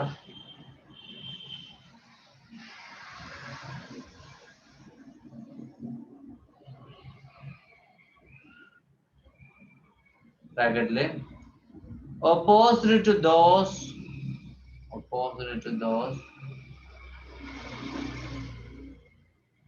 who regard religious revelation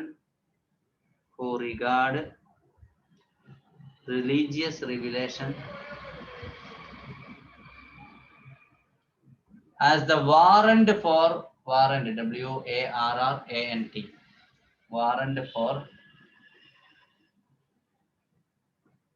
basic truth and values.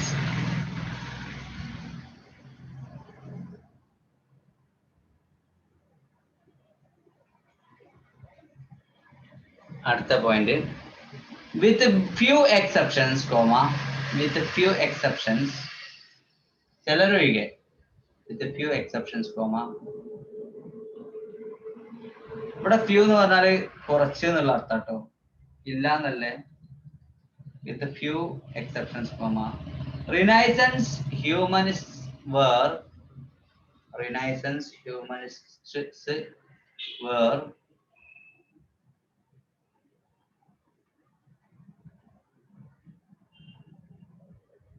pious Christians,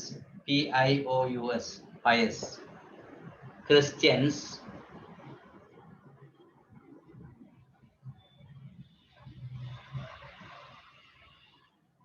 who incorporated the concepts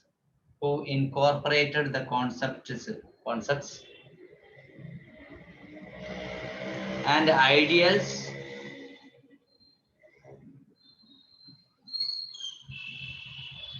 Inherited from pagan antiquity. Inherited from pagan antiquity.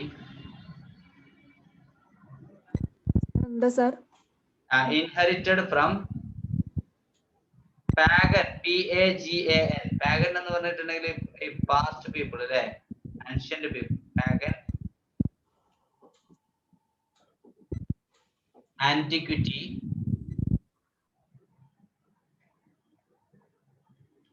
into the frame of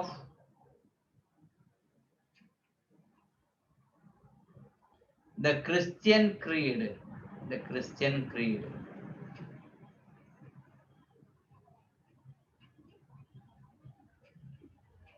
pagan എന്ന് പറഞ്ഞാലേ ക്രിസ്ത്യാനിയോ യഹൂദനോ മുസ്ലിമോ അല്ലാത്തവൻ എന്നുള്ളൊരു meaning. The person who is not Christian, പിന്നെ Jew and മുസ്ലിം. വിഗ്രഹാരാധകൻ എന്ന് പറയാം. ഓക്കെ, വിഗ്രഹാരാധകൻ, അതാണ് പാഗൻ എന്നതുകൊണ്ട് ഉദ്ദേശിച്ചത് കേട്ടോ. സോ പാഗൻ ആന്റിക്വിറ്റി ആണ്. From pagan antiquity into the frame of the Christian creed. പണ്ട് കാലത്ത് കിട്ടിയതാണ്, അപ്പൊ എന്നിട്ട് ക്രിസ്ത്യൻ ക്രീഡിലേക്ക് കൊണ്ടുവന്നതാണ്. ഓക്കെ, അപ്പൊ ഇതിന്റെ ബാക്കി നിങ്ങൾ നോക്കി എഴുതണേ. അപ്പൊ അത്ര 2 പേജേ ഇപ്പൊ പറഞ്ഞിട്ടുള്ളൂ. ഇനിയും 4.5 പേജ് ഉണ്ട്. ഓക്കെ, അപ്പൊ അത് നോക്കി നിങ്ങൾ എഴുതണം. അടുത്ത ക്ലാസ്സിൽ നമുക്ക് അടുത്ത ടോപ്പിക്കാണ് പറയാം. റിയലിസം ആണ്. റിയലിസം കേട്ടോ. 2 കഴിയുകയാണെങ്കിൽ 2. ഇതൊക്കെ കൂടുതൽ ഉള്ളത് കൊണ്ടാണ് നമുക്ക് 2 എടുക്കാൻ കഴിയാത്തത്. അപ്പോൾ ഏകദേശം ഹ്യൂമനിസത്തെ കുറിച്ച് ഒരു ഐഡിയ കിട്ടിയെന്ന് ഞാൻ വിചാരിക്കുന്നു. മാക്സിമം നമ്മൾ ചെയ്തിട്ടുണ്ട്. അടുത്ത ക്ലാസ്സിൽ കാണാം. അടുത്ത നമുക്ക് നാളെ ക്ലാസ് ഉണ്ടാവും കേട്ടോ. നാളെ രാത്രി ക്ലാസ് ഉണ്ടോ സാർ? നാളെ രാത്രി ക്ലാസ് ഉണ്ട്. നമുക്ക് എക്സാം വെക്കണ്ട. എക്സാം എന്നാ വേണ്ടത്? ടെസ്റ്റ് ഏത് ദിവസം വെക്കുക? ടെസ്റ്റ് എന്നാ വേണ്ടത്? നാളെ ആണോ അല്ലെ മറ്റന്നാളെ? സാർ ക്ലാസ് ഇല്ല, സാധാരണ ക്ലാസ് ഇല്ലാത്ത ദിവസം അങ്ങനെയല്ലേ പറഞ്ഞേ? അതെ അതെ. അപ്പൊ അങ്ങനെയാണെങ്കിൽ സാറ്റർഡേ ക്ലാസ് ഉണ്ടാവണല്ലേ? സാറ്റർഡേ ഫ്രൈഡേ നമുക്ക് ക്ലാസ് ഉണ്ടാവുന്നതല്ലേ? നാളെ ഇപ്പം ഇതല്ലേ, ക്ലാസ് ഉണ്ടാവാറില്ലല്ലോ സാധാരണ. നാളെ വെക്കണോ അല്ലെങ്കിൽ നാളെയും കൂടി കഴിഞ്ഞിട്ട്? സാർ ഏതാ ടോപ്പിക് വരാ?